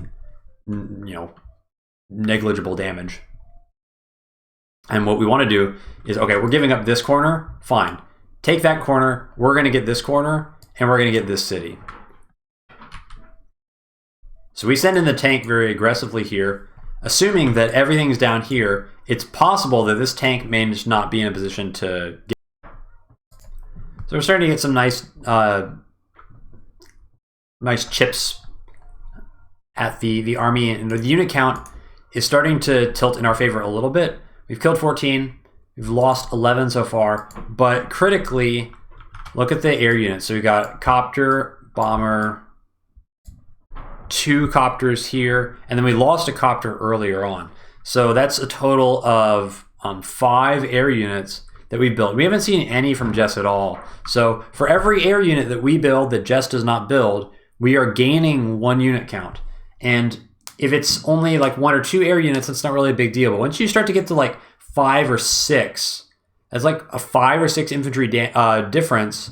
And then being up 3 kills in terms of units, well, now you're talking about an 8 unit count lead potentially. I mean, that's only if Jess didn't build any air at all. But 8 units is a pretty substantial difference when it comes to infantry. So there are some I guess dynamics of this Koal versus Jess matchup that are starting to work their way in my favor a little bit, but they're only tiny advantages, and they're not decisive unless we're able to transition or kind of translate those advantages into something more concrete later on. So, but we just got to keep that in mind. Like the infantry trading and kind of the little feints and pokes back and forth have been overall going pretty well for us. And if we look at like the total damage done, like it's only 4K difference between the two of us. So it's really been a very, very even game so far, with not a whole lot of distinction between the fighting. It's not tilting one way or the other. So now obviously we need to shift everything down, because we want to make sure that we don't lose any more of these properties over here. And we want to ultimately be able to counterattack this, because this is going to be the easiest thing to counterattack on the map. If we get this city, it'll be nice, but that is on our opponent's side of the map. So we'll see if that becomes a possibility. Having a lot of infantry, very nice. Allows us to wall. We don't really need to be scared of the superpower from Jess, as long as we have enough infantry in the way. If Jess is going to burn the superpower to extend this far into our territory, and we're set up on like cities, and we've got infantry blocking and things like that, we will have enough numbers to counterattack pretty decisively. So Jess burning the super here is pretty unlikely. And we're able to keep this bomber very far back, because remember, you see this bomber's range, but if we ever use this bomber, it's going to be with superpower. So it's going to be this range plus 2. So it's going to be like all the way, to here, which can hit all the way to here. It's a long way.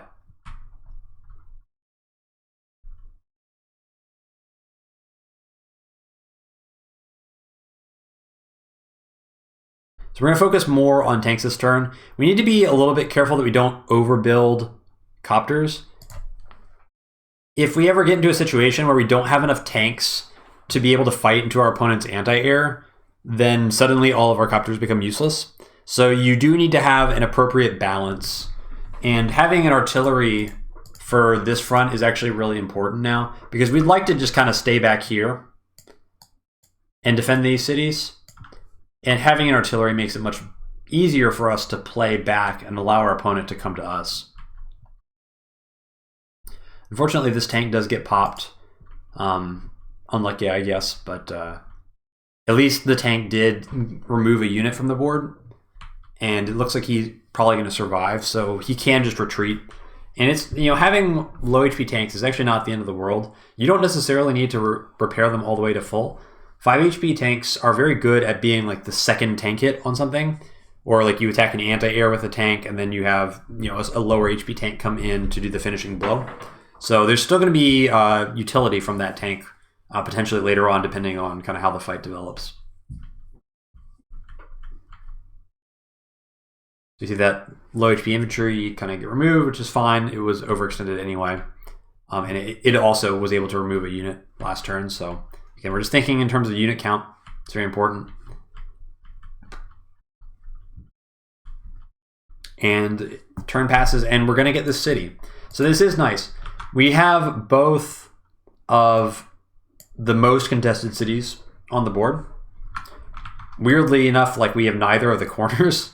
That's kind of a strange way for things to play out, but we are going to equalize the income again now. So we were down like 1K income for a couple of turns, but in the end, minor income differences like that are not going to play a major role in the vast majority of games, so it's not something that we need to stress over.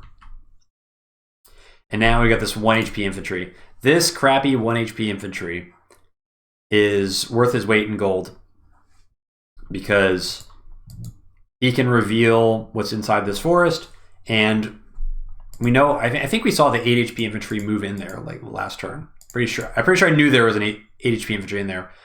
So we have the opportunity now to try and take back some of the center, and we have to use a tank to be able to clear him off, because the Recon doesn't quite do enough damage. But the tank, it's still on our side of the map, so that's also very good. And 1, 2, 3, 4, 5, 6, 7, 8. Okay, so it's still one square behind what we're going to be activating if superpowers happen, which is not wonderful, but it is going to allow us to put this Recon into the forest. And we talked about this in the map review. Getting Recons in here, very, very good. And looky what I see here. I see a Neotank.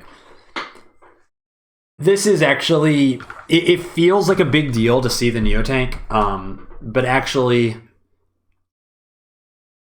it's not surprising at all. Like, you should just anticipate that Jess will have a Neotank by day 16 in a fairly even game. Like, that's, I would be shocked if Jess didn't have a Neotank, for example. But at least you know where it is. So it's not all the way down in this corner. And we're going to be able to see where it goes. And additionally, if Jess tries to commit here to try and remove this, well, we are definitely in position to be able to counterattack that. So it's very scary for Jess to try and remove that. And wow, this is a very cheeky Recon, being very aggressive. Jess really wants to get information on my army, but again, what does this Recon actually see?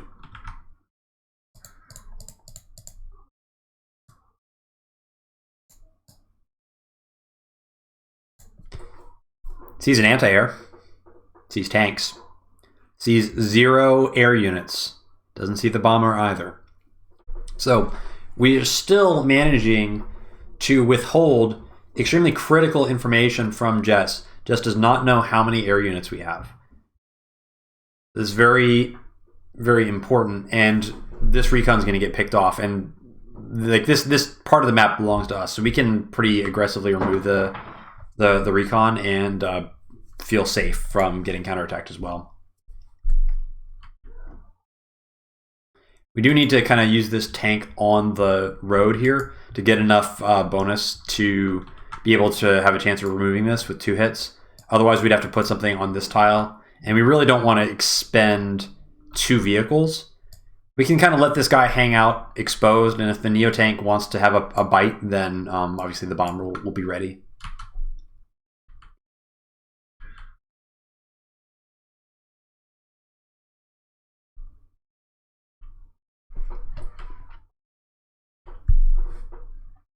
But now we can play much more aggressively towards this side. I mean, even this is not especially aggressive positioning. We're pretty firmly on our side of the map, and we've got a pretty strong infantry wall. But now Jess has to decide if Jess can actually fight into this. And if not, then Jess has to run away. Because if I line up like in this area here, Koal with superpower can reach, you know, very deep into the territory. So you can't be set up here when your opponent has superpower, because you're just likely to get your entire army wiped. Likewise, it's very hard for me to set up in this area as well. You see how much, like, I have to wall with all these infantry in order to feel safe. So that's why I kind of call this like the tennis match portion of the game. We both have like the opportunity to go for something very risky, and go for like some, you know, really big attack. But we also just kind of have the option to lob the ball back over to the other side of the net and say, I'm not gonna go for it. Why don't you go for it? See if you want to go for it. And then maybe my opponent will just kind of hit the ball right back and, you know, pass the opportunity back to me. So there's just a lot of competing priorities at the moment. We really, really want to get that first superpower for all the reasons we talked about earlier, but we really don't want to extend across this middle line, because I think we talked about this at the very beginning of the game, or even in the map review when we were talking about the powers, where you have this 6+8 reinforce. 1, 2, 3, 4, 5, 6. 1, 2, 3, 4, 5, 6, 7, 8. So the 2-turn reinforce with the superpower is here. And then obviously the next tile over can get attacked.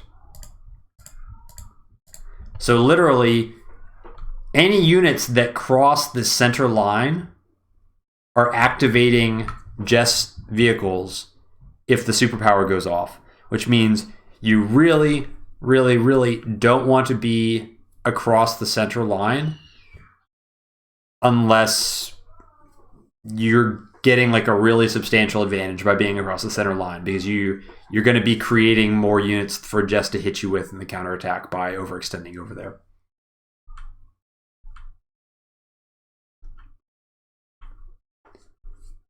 We're just setting up our position, and now we're trying to be a little bit better with our positioning, trying to be more centralized. Like over here, we kind of got really into the corner, and that wasn't the best positioning. So now we're trying to be a little bit more centralized, so we can kind of extend pressure over here with the threat of superpower, but also we can kind of rotate over in one move, and then we're in good position to be able to threaten this corner as well. And that is the benefit of Koal getting the movement bonus of the superpower for the air units. We can posture like this and be further back. Okay, so not a ton going to be happening for the rest of this move. We're just setting up our positioning, trying to centralize everything. I'm kind of hoping maybe we'll be able to take this corner without our opponent knowing that we're actually shifting everything down here. I don't know how realistic that is, but I'm not even going to, oh, I take it back. I remember now. So if this tank hadn't gotten popped, I was going to go for that. But since that tank showed up, I'm playing very honest. Sometimes you can kind of bluff and say like, no, you know, I'm actually strong up here. I'm going to go for this capture. But I'm basically just keeping it all on the level. I have front shifted everything away from here, and so I'm just retreating my stuff over here. There's just no need to get too crazy. Realistically, this is not a game that is going to be won by picking off a property somewhere and then hanging on to it for 20 turns. This is a game that is going to be won because a superpower is going to go off and there's going to be a big fight. And somebody's going to win the big fight and they're probably going to win the game. Like, so it's just not worth it to do silly stuff getting cute with individual properties when that's not going to decide the game anyway. That's something that could lead to, you know, a chain of bad decisions that could put me at a disadvantage later on if I go down that route. So we're just going to be chill. And copters and tanks, copters and tanks. We got enough vision. Don't really need more recons. We got 3 already, it's pretty good. And now we're set up in the middle of the map. So that positionally, this is very nice for us. All this stuff, like this is where our power is. And it's far back, like there's no way that Jess can superpower into this. And also now we've got vision of the center of the map. Equal income, and we lob the ball over to Jess. Jess goes in with this recon into this infantry here. This is another sacrificial recon to see if Jess can go in with the superpower. That's what this is. This is the, I want to superpower. I want to see what is here so that I can plan a really efficient way to wipe your entire force. What does it see?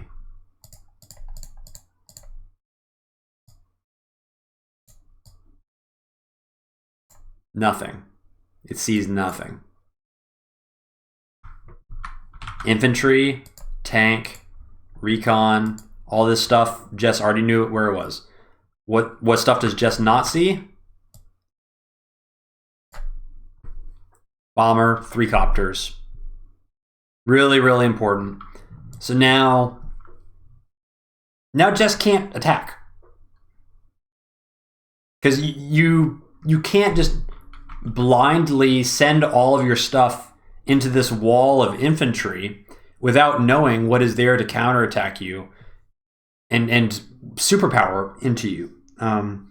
It's just too risky. And unfortunately, this tank gets popped by an artillery in this woods. I had thought that was definitely a possibility. It's okay. We got the recon out of here. It's not the end of the world. We do have this recon show up here, which is kind of interesting.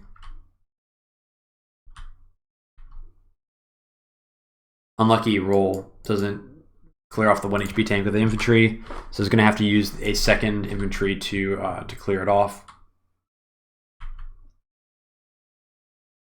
And now it looks like it's time to evacuate. So again, Fenrir is doing a good job here, sensing, okay, you know, this recon went in, doesn't see a whole lot.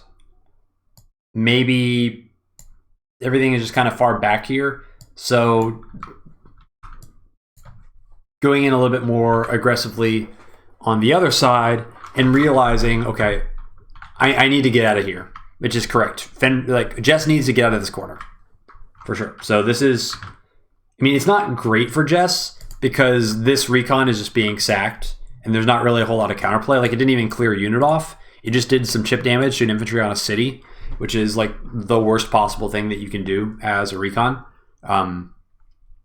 But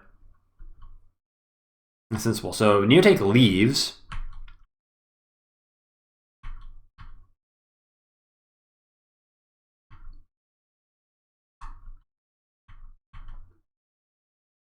So look how valuable this recon is. Like, it's just so very valuable. We have such a clear idea of what's going on the map. Like, okay, so Jess going to be retreating on this corner, probably wants to get aggressive on this side. And Jess doesn't want to fight because the Neotank just retreated. So now the tennis match continues. The ball gets passed over to my side of the net. Now what do? Well, we just do the same things. The same things. And the same things. So we need to kill this recon, for sure. And we want to trade infantry. Trading infantry is good for us. 1 HP infantry doing God's work. remember, if we want to clear something out of these forests, one unit has to go on the other side of the map. Well, there's no better unit qualified to do that than a 1 HP infantry. So there he goes, and now I'm going to be able to control both forests now. But we finish. We're going to finish trading some infantry here.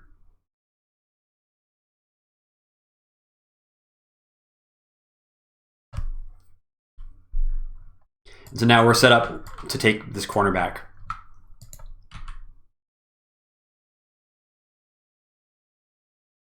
And it doesn't actually matter that all these guys are going into artillery range, because it's just infantry. So as long as we're kind of trading infantry for infantry, like, we can lose infantry as long as we're also getting infantry. Because if you trade 1 for 1, again, we got those air units, so Jess is going to run out first.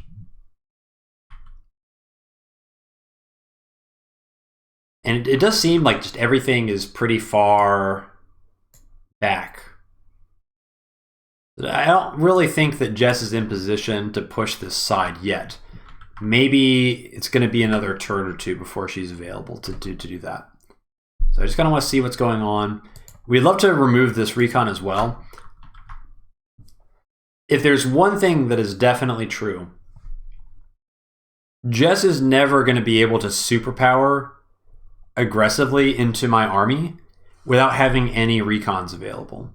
It's just so necessary in terms of being able to plan out your turn in an efficient way. So I really want to get rid of this recon. That being said, like, the fact that nothing is on this city, I mean, I'm kind of feeling it's pretty likely there's an artillery over here, right? Like, I think we saw an artillery over there earlier. And if I were Jess, I would definitely put an artillery here. But I have to get rid of this recon. And so there is, in fact, an artillery there. And that's fine. But this does give us the opportunity to do some more infantry trading here. Because we've already committed the tank. So, like, adding additional infantry in range of the artillery is not going to make anything worse. And now that we've damaged all this artillery, or damaged all this infantry, it substantially reduces the pressure on this city because there's nothing that's full HP to capture it.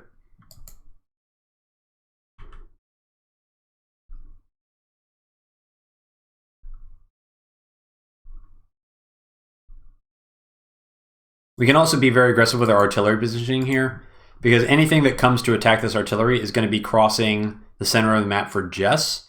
And for the same reason that we don't want to extend over the center of the map because of the 6+8 superpower movement math, the same exact thing applies to Jess for our side of the map. So we're not really worried about the artillery getting popped. If Jess wants to spend 2 tanks to clear the artillery and then get the tanks removed for nothing, then Jess is welcome to do that. And now we do the pivot, right? Because we feel strong enough down here. Like, look at the infantry numbers. 2 infantry versus 1, 2, 3, 4, 5, 6, 7, 8. That's a pretty big discrepancy. And we still haven't seen any Jess air units, by the way. So it feels like we're doing pretty good on the infantry fight. So I feel like it's just a matter of time before we can get the city back. Probably start capturing that next turn. And now we're kind of free to rotate back this way, because it seems like Jess wants to fight for the city.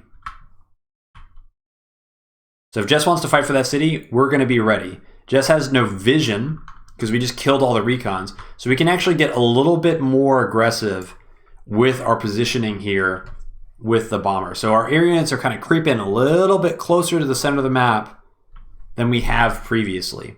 Because if Jess kind of gets feisty over here, we're going to be ready to have a really sick counterattack.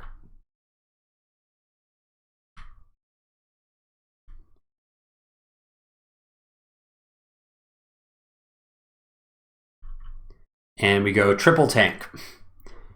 Because we've been trading kind of a lot of tanks out, and we know we're going to lose this tank most likely because the artillery is going to pop it. So at times like this, we've got enough infantry at this point. We don't need to overcommit to copters. We've got 4, which is plenty, and a bomber. So We just want to have a lot of tanks. It's going to help. All right, we pass it over. Day 18. We hit the ball back over the net. We're playing tennis. Still just kind of chipping away. No major commitments. Pivoting around the center. Not much is happening. Another recon shows up, but it's very far back. And this is like a second turn reinforced recon. So we know that this is kind of like newly built.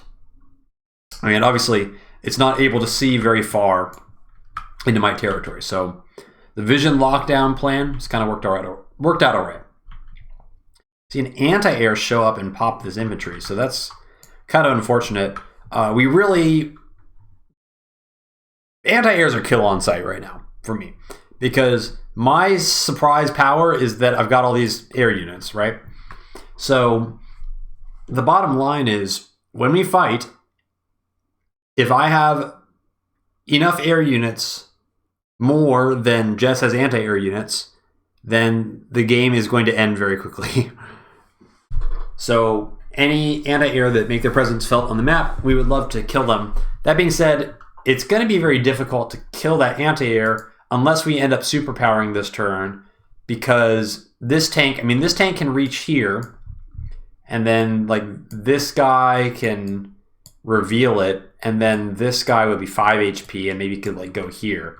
But that's like mechanically, that's like the only way that we could reach that anti-air. So that seems kind of unlikely that we would be willing to overextend that far just for the anti-air.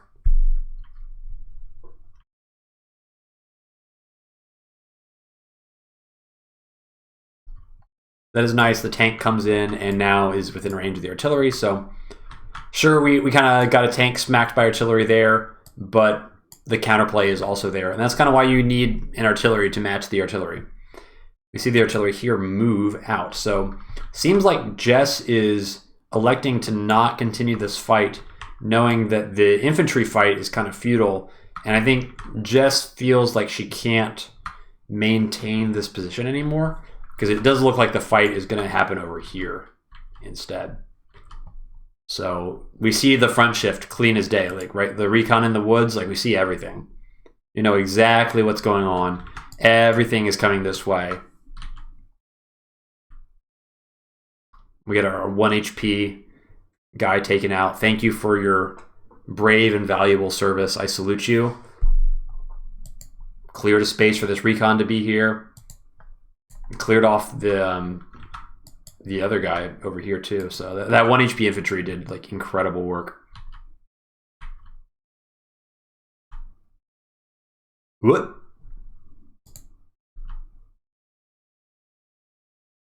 Well, hello there. That was interesting. So we saw a neotank pass through this tile here. That is very interesting. More on that soon.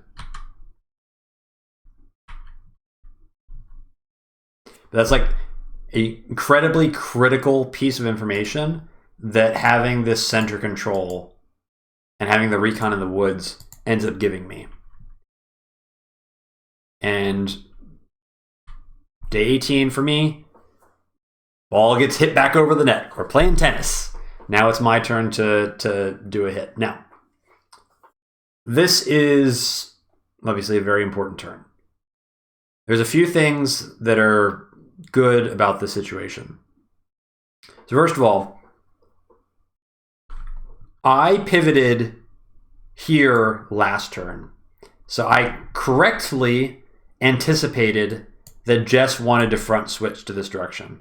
And I front switched first because I have center control, so I can be more freely in this area. And you can see that Jess kind of, like these tiles here, this road is more or less abandoned. So it's faster for me basically to front shift than Jess can. And I started to do it first. So Jess is probably not expecting me to be as well positioned for a fight as I am. That being said, any fight that I take this turn, it has to be superpower.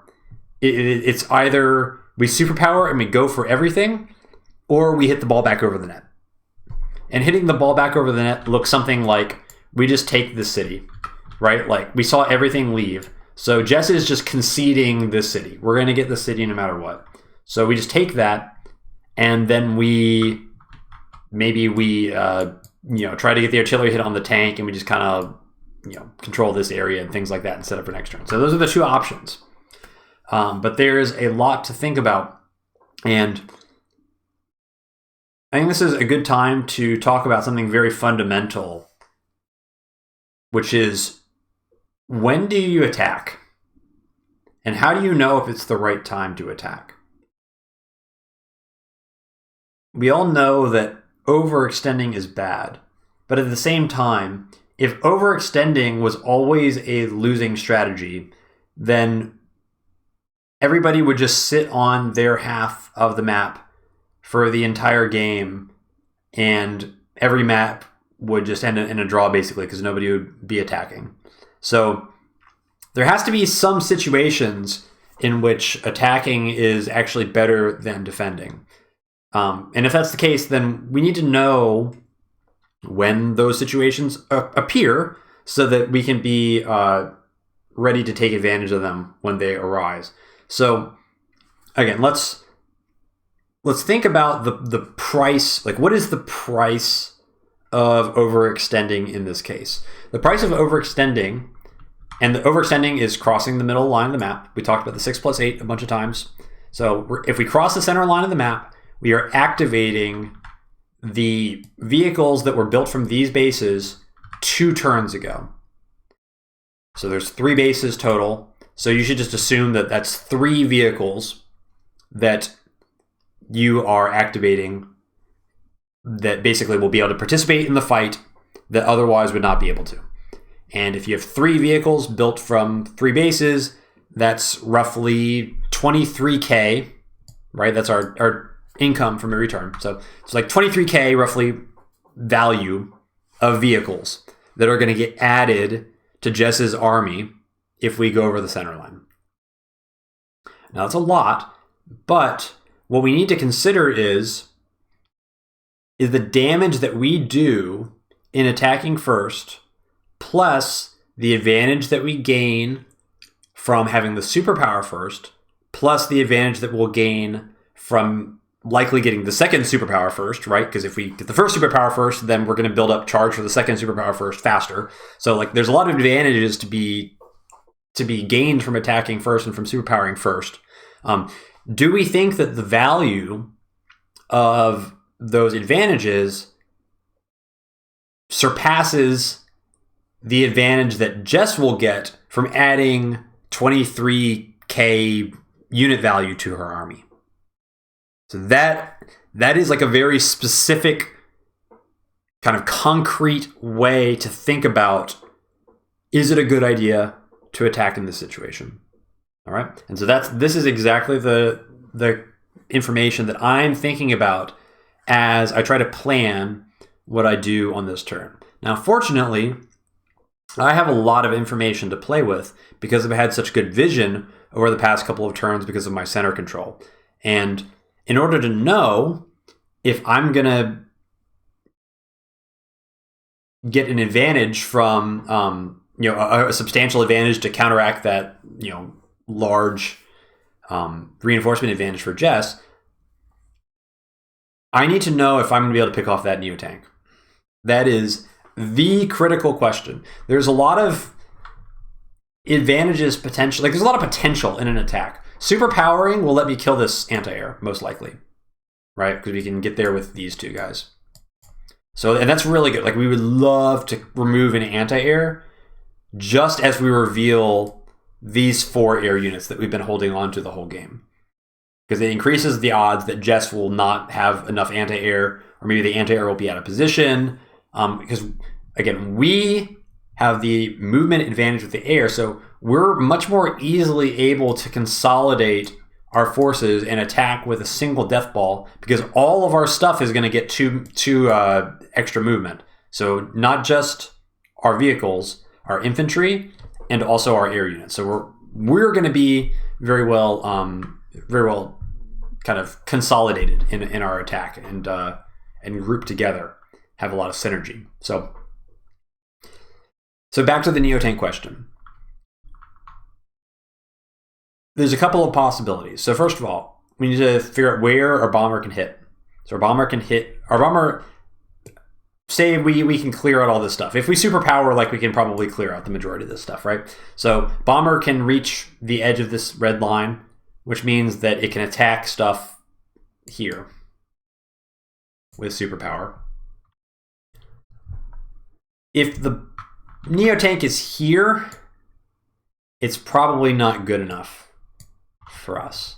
So what we really need to know is the Neotank like here? Or like here, right? So if the Neotank is in one of these 4 squares, then it's probably worth it for us to go in. If it's not in one of those 4 squares, we probably need to hit the ball back over the net. So the easiest way to see those 4 squares is we need to send this recon in to basically be a suicidal recon. And so we have a lot of options for like what we could attack with this recon. We could have hit this guy, we could hit this guy. That's pretty much the 2 main options. It's just those 2 guys.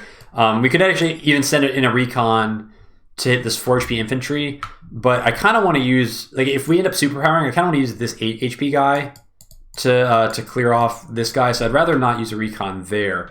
So what I end up doing is I'm going to send the recon to hit this infantry, and this basically, so if he's here, then I'm going to see 1, 2, 3, 4, 5. So I'm going to see, I won't see this square, but I'll see like all of these squares. And if I see these squares and I see no Neotank, then I probably am going to assume that it's in like one of these squares, right? Kind of has to be.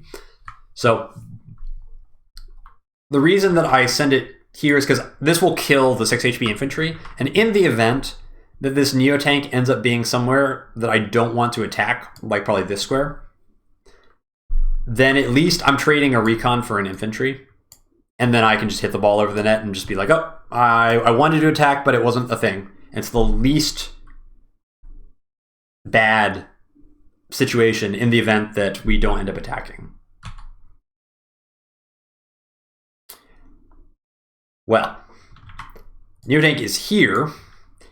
This is the best possible place that it could possibly be. Now, we are 1,000,000% attacking now. Because this Neotank has accomplished absolutely nothing the entire game, and so it shall forever be, because this bomber is going to be smacking this Neotank. Here we go. It's always scary kind of committing to a move like this, because it's like, oh boy, if I'm wrong, it's not going to feel very good, but it's going to feel all right. So, planning out this attack, we want to, obviously we need to break this wall so we can reach the Neotank. We want to get as many kills with our copters on roads as we can. And we want to be kind of as efficient as possible. I'm not going to walk you through every single like detail of planning this move out. I plannered it for a while until I was happy with it. And there's a couple of minor details. Like I want to be able to basically see to make sure that there's like nothing in this corner, because I want to be able to use this guy to get to this square to hit the anti-air, because I want this anti-air dead. Like if I'm going to reveal 4 air units, I want to make sure I kill this anti-air. Leaving it at 4 HP is not that great. A Jess supercharged or superpowered anti-air with 4 HP still kills most of a copter, so it's pretty nuts. So we need this anti-air dead. So I want to get some vision up in this corner. So I'm going to start off. We reveal this tank because we knew that was there from the previous turn. And then I send in this recon because we need to bust down this APC as well, just to see if anything is blocking these 2 tiles. And then we can send in this infantry to here to reveal the anti-air, and that'll tell us if anything is here. Oh, we did this first. Okay. Okay, we're doing some things first before we get there, I guess. But anyway, so copter on road can one-shot the infantry. So Koal copters, this is the synergy we talked about at the very beginning in the map breakdown. Koal copters on roads, they reach those one-shot thresholds. So they're pretty strong. And yeah, so we're going in. Oh, so that gets us the bomber. So we go in with the bomber. Goodbye. Going with the copter. It's pretty crazy. And now we go with the infantry, and so we nothing on the city, which is what we wanted to see. So now we can we'll have the ability to remove that anti-air later on. We bust the artillery on the comm tower. We weaken both of those tanks very efficiently, one with the copter shot and one with the tank on the city. And then the other two guys clear out the anti-air. And now we use our infantry build up here to force unit count problems for Jess. So we just capture stuff. And look at this 4 HP infantry. What a hero. Does 2 HP of damage and then dies. Exactly what I wanted to happen, because that lets me bust the wall. We take out the infantry here. We see it. So once I saw this anti-air here, I was like, okay, this is really good, because this anti-air is completely out of position. We have no air units here at all. Boy, I bet Jess wishes that anti-air was anywhere on this other side of the map, because now it's like, well, how many anti-air do you really have left over here? Like, I just killed one. You got one out of position that's over here. So like, you got 1 in the trees, you got 2 in the trees. Probably don't have 3 in the trees. 2 is like the bare minimum that Jess needs to have in order to kind of keep this game going. And these infantry are super useful because these guys just cap stuff. And because they're capping stuff, that means that vehicles have to hit the infantry. And I guarantee you that Jess does not want to be hitting infantry with her vehicles. Look at all this crap. Right? So this is finally the power unleashed. We haven't seen a single air unit from Jess, and we got 5, and then this is 6, right? So that's the power of these like 5 or 6 extra infantry that we've gotten over the course of the game by building more air units. This is where it finally pays off, because we can just go for these totally suicidal caps that are totally unrealistic and are never going to happen, but some vehicle has to come in and hit this. And that whatever that vehicle is, it's not hitting something else that's more valuable. So we're capping all this stuff. Again, we're not expecting any of these caps to go through. We're just creating a numbers problem. We're forcing Jess to have to hit more things than Jess has stuff to hit. We don't care if the infantry finishes the caps. Their job is to absorb vehicle hits so that this stuff does not absorb vehicle hits.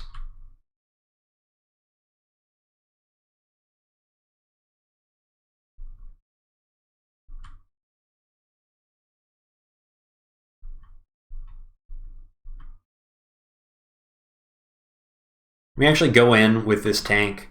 This is a little bit speculative. This is the only thing I could have done. I mean, I could have left it just to not attack anything. But attacking this makes it a little awkward because this Recon then can't be attacked by this guy. So it makes it kind of require extra stuff to bust through to these guys. So the idea with an attack like this is you really just want all of your vehicles to be hitting something. And we did that basically perfectly. I think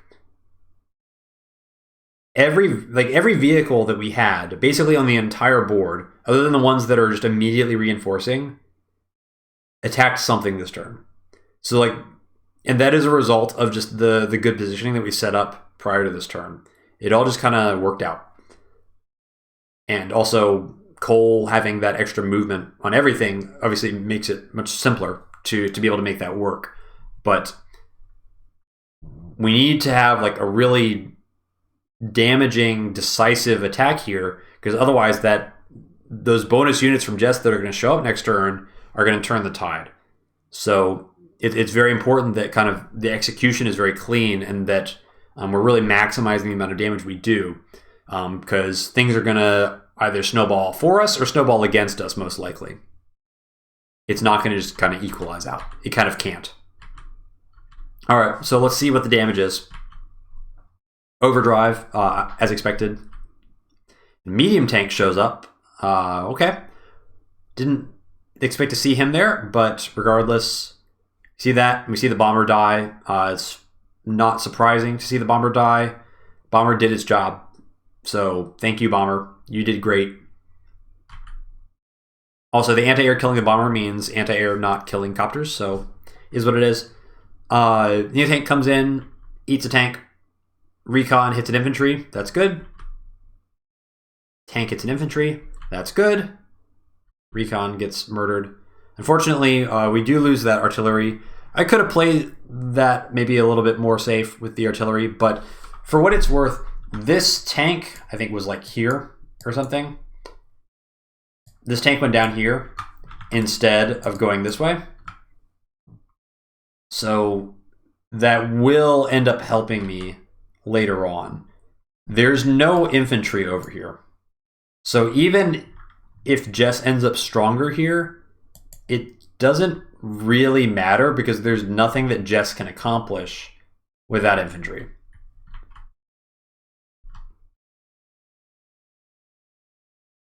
So another tank hitting infantry. This is just to slow down the cap here, which presumably would happen next turn. So it makes sense.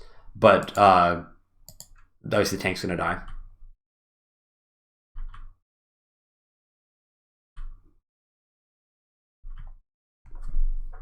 And another tank goes into another infantry. So the wounded tanks did do some pretty decent work. But notably, it's our turn. There's only one anti-air. So all three copters untouched, ready to smash, and we got a fourth. So sure, Jess has got neotanks, but we can continue the fight. And we have a window of time where we can be pretty confident that we can use our copters very aggressively. Jess very clearly did not have enough copters. Or sorry, enough anti-air, rather. And so what I would anticipate is that this turn, Jess built a lot of anti-air. But those anti-air are not going to show up for another 2 turns. So that means for the next 2 turns, I can go nuts with my air advantage. So we are going to fight, and we're going to brawl, and we're going to try and build up as much charge as possible, because this turn, I get charge, Jess does not get charge. Kind of an unlucky roll there, but we can just finish it off with this 4 HP guy, and we're going to join cap onto this anyway. So the fact that we don't cap with him actually doesn't mean anything, because he's going to go back up to 10 with the join cap, and then he'll still be able to complete the cap next turn, so it's okay. We see another neotank, so this is like a lot of neotanks. I think, and this is actually like, I felt really good when I saw this neotank, because this neotank was obviously the vehicle that was made the turn, it moved on the superpower turn. So that likely means that there's no more anti-air accompanying it. So now we're even more confident that like these copters can just kind of run wild. There's not enough money to build a neotank and also anti-air in the same turn. And kind of get unlucky with that roll as well, but again, we've got the recon to finish it off, so even though we're a little bit unlucky, it doesn't actually matter that much. And we just got, this is like one of the downsides of teching too hard with vehicles. You don't have enough stuff that can kill stuff. Like sure, these guys are all powerful, but they can kill at most one thing every turn. And I've just got a lot of tanks, and I'm just mopping up every single other unit on the board, and then I've got copters. Copters can fight these guys. So yeah, I mean, our copters take a little bit of damage, but that's fine. And now these guys are in a position where they're much weaker, and we've actually trapped the Neotank here. So we can use the artillery. And so now, unless the Neotank can find some way to escape, this artillery is just going to remove it for free. So this is a really bad situation for Jess, if you can't tell. And we can even send this anti-air in just to hit this infantry. One less infantry that can potentially, well, do anything. And it may feel like we are really, really overextended deep into Jess territory, but it's actually not the case. The overextension line is, well, here technically for overdrive, but so here, so 1, 2, 3, 4, 5, 6, 1, 2, 3, 4, 5, 6. So the overextension line is like, you know, here basically. And this is the kind of the activation line for second turn tanks from the bases. We're already completely across that line anyway. So being here is just as bad as being here. It's just as bad. So it's not like things get progressively worse as you get closer to the bases. No, it's groups of 6, thresholds of 6. That is when it matters. Like it's like lines that you cross more lines, it gets more bad. But or I didn't draw exactly where the 6 is. 1, 2, 3, 4, 5, 6, right? So like, you know, this line, this line. Once you've crossed this line on the right side, it doesn't matter how much more stuff you cross the line with. It doesn't make it any worse. So, yeah. And then there goes the join cap. So now Jess has to find some way to break through all of this. And that's going to be really hard because look at all this stuff. That's 3.5 tanks and an anti-air, and they are chilling on the wrong side of the map, too far away from the fight. They can't contribute. This is a big problem. So we start capping the corner as well. Being at 7 HP is kind of nice because it's still a 3-turn cap. And we're just going to ignore this side entirely. We're going to send everything up here.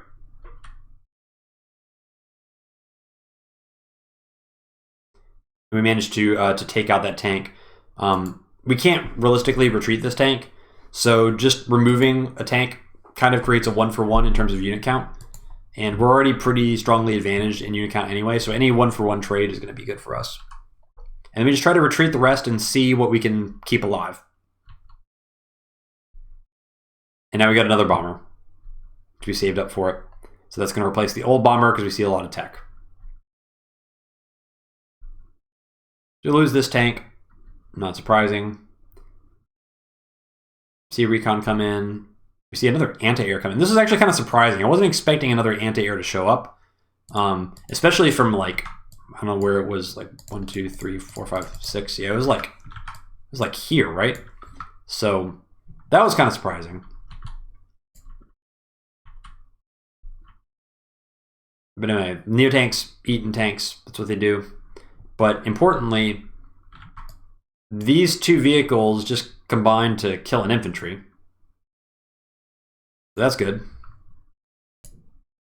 And it's good for me because I know that these guys are still over here, which means that they're never going to be able to participate in a fight over here. And there's just a substantial amount of the army that is infantry hunting on the other side of the map when all the decisive action is taking place over here.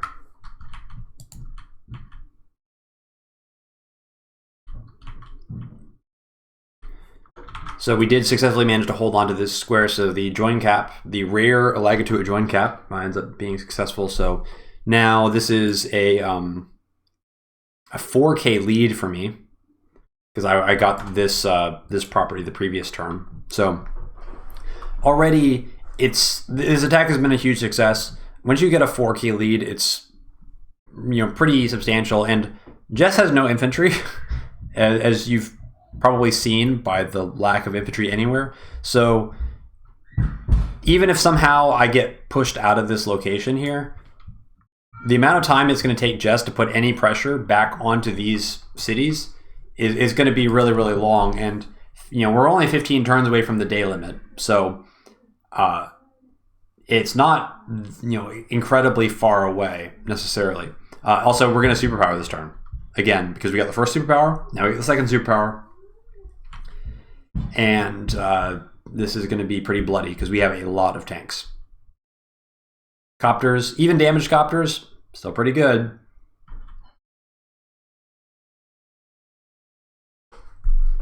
We do want to avoid trying to step onto this tile, because in the event that Jess does get another superpower next turn, this would be kind of the one-turn reinforce line. So we just don't want to be here if we can avoid it.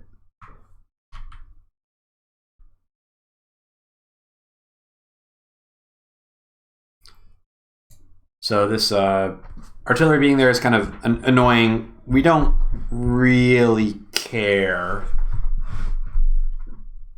but it's okay. Because this is where the money's at, right? Like now we threaten the comm tower, the infantry. We get a nice roll there to pick off the neotank. That neotank was probably very, very low. It was probably only like 3 or 4 HP, so it was a favorable roll, but either way it wouldn't have made a big difference, even if I hadn't gotten it. But now I've totally cleared out all the units from this area here. So, I mean, sure, we're going to leave this neotank alive, but it doesn't matter. Like, we're flipping this property next turn for sure to give us a 6K lead, and we're likely going to get the comm tower as well. So the attack has been very successful. And we kind of snake around the vision so that our Jess does not see the tank go into the woods there. And we just start to heal up with everything else. We get one more turn. So next turn, this is when we're expecting the anti-airs to potentially show up. So we may have to retreat next turn. We'll kind of see what happens this time. But we are kind of at the end of our timer for being kind of overextended here. But we got so much done during this time that it's, incredibly worthwhile.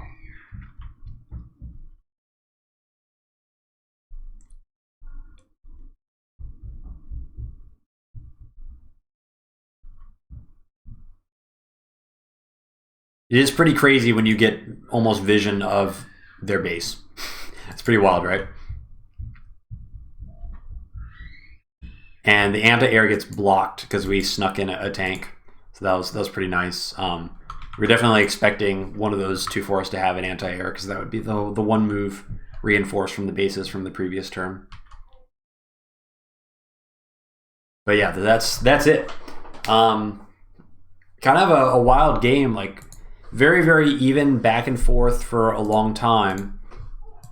And then all of a sudden, one opening revealed itself with that neotank kind of slipping into my vision for one tile, and that was really the sequence that kind of kicked everything off, and things spiraled very quickly. So I want to take a look at some different parts of this game with full vision to talk about some things. There's actually more to talk about in this game with full vision than most games, since oftentimes you kind of know what everything was that happened by the end of the game. So we see a day 4 APC. I really think that this is not a good opener.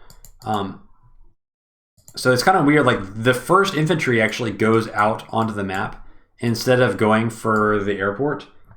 If this infantry just goes for the airport instead, you have enough money for a day 4 T-copter instead. And I just think that the day 4 T-copter it's just better than the APC build, because you're sacrificing that infantry to get the APC. And Jess infantry, especially once you start to get into the mid game, there's such a premium, and it's so hard to get more of them because you want to be building vehicles from all your bases, that it's kind of painful to invest in APCs early on. And so you see this APC, like, this turn just moved like 2 squares, which is kind of wild. So it shuttles this guy down. See, I think if you're going to steal a property, you should be going for this property instead. And actually, had he gone for this property, I mean, I probably would have still had to interrupt it with this city, but it would have been, I mean, I think it would have had a better chance of success, because if you go for this city and you get interrupted, at least you can just retreat the infantry. Down here, it's like maybe a little harder, although I still think you could have retreated it. At least Jess could have retreated it, but yeah, so I'm not a fan of the APC opener. And I don't think it's a great map for it.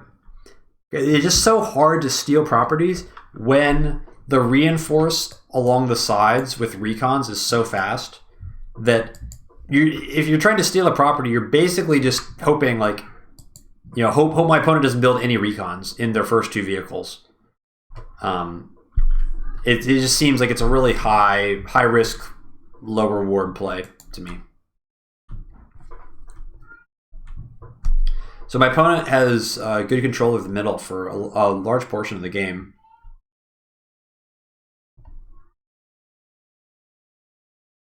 But we start to do the infantry trading. You can already see, I've got 2 copters out, and the unit count, even though the army value is not that different, the unit count is already starting to diverge because I've got these air units that's pumping up my unit count.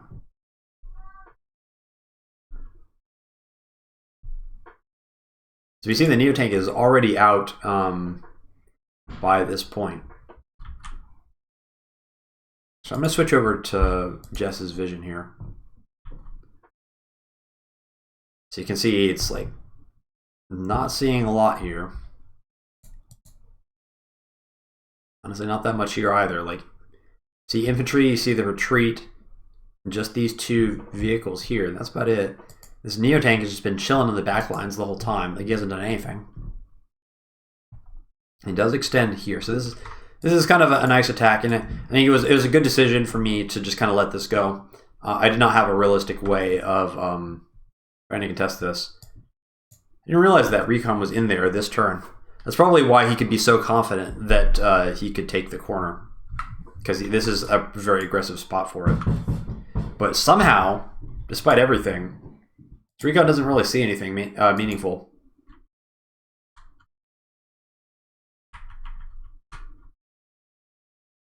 Yeah, like I did the full front shift, but really like nothing entered its vision. Pretty crazy.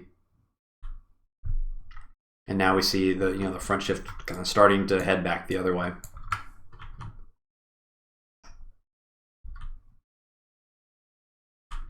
Yeah, so this is the little pivot.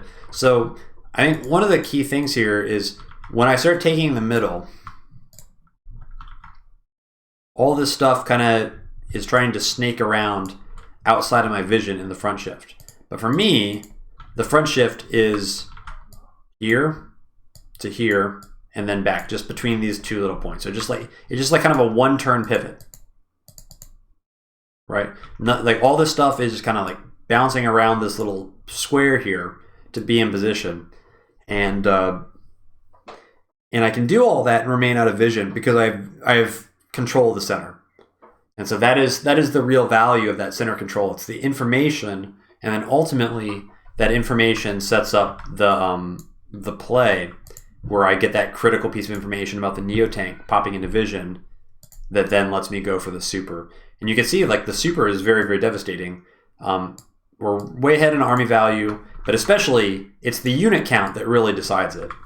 40 to 20, really, really crippling. And what's remarkable is after the counterattack, Jess is actually still ahead in army value, but she's down nine units, and it's purely, well, not purely, but the vast majority of that discrepancy is just because Jess didn't make a single air unit the entire game, and I made a bunch. So now, after the second battle here, you see the 16 unit count, that is like critically low. And now down to 14, obviously the game is not really playable for Jess at that point. So anyway, we have reached the end. Finally, this is a very, very long video, but this is a really cool game, and I think there's something here for a lot of players. So if you're still with me at this point, thank you for your attention. I hope it was valuable to sit through and see this one to the end. This is probably going to be the last video, at least for a little bit. I don't have any games going on right now. I might consider popping a Global League game sooner or later. We'll see kind of how I'm feeling. Things have been pretty busy. But I'm in the semis now of both Smacky Cup 3 and Smacky Cup 4. But those games are likely not to start for a decent amount of time. So,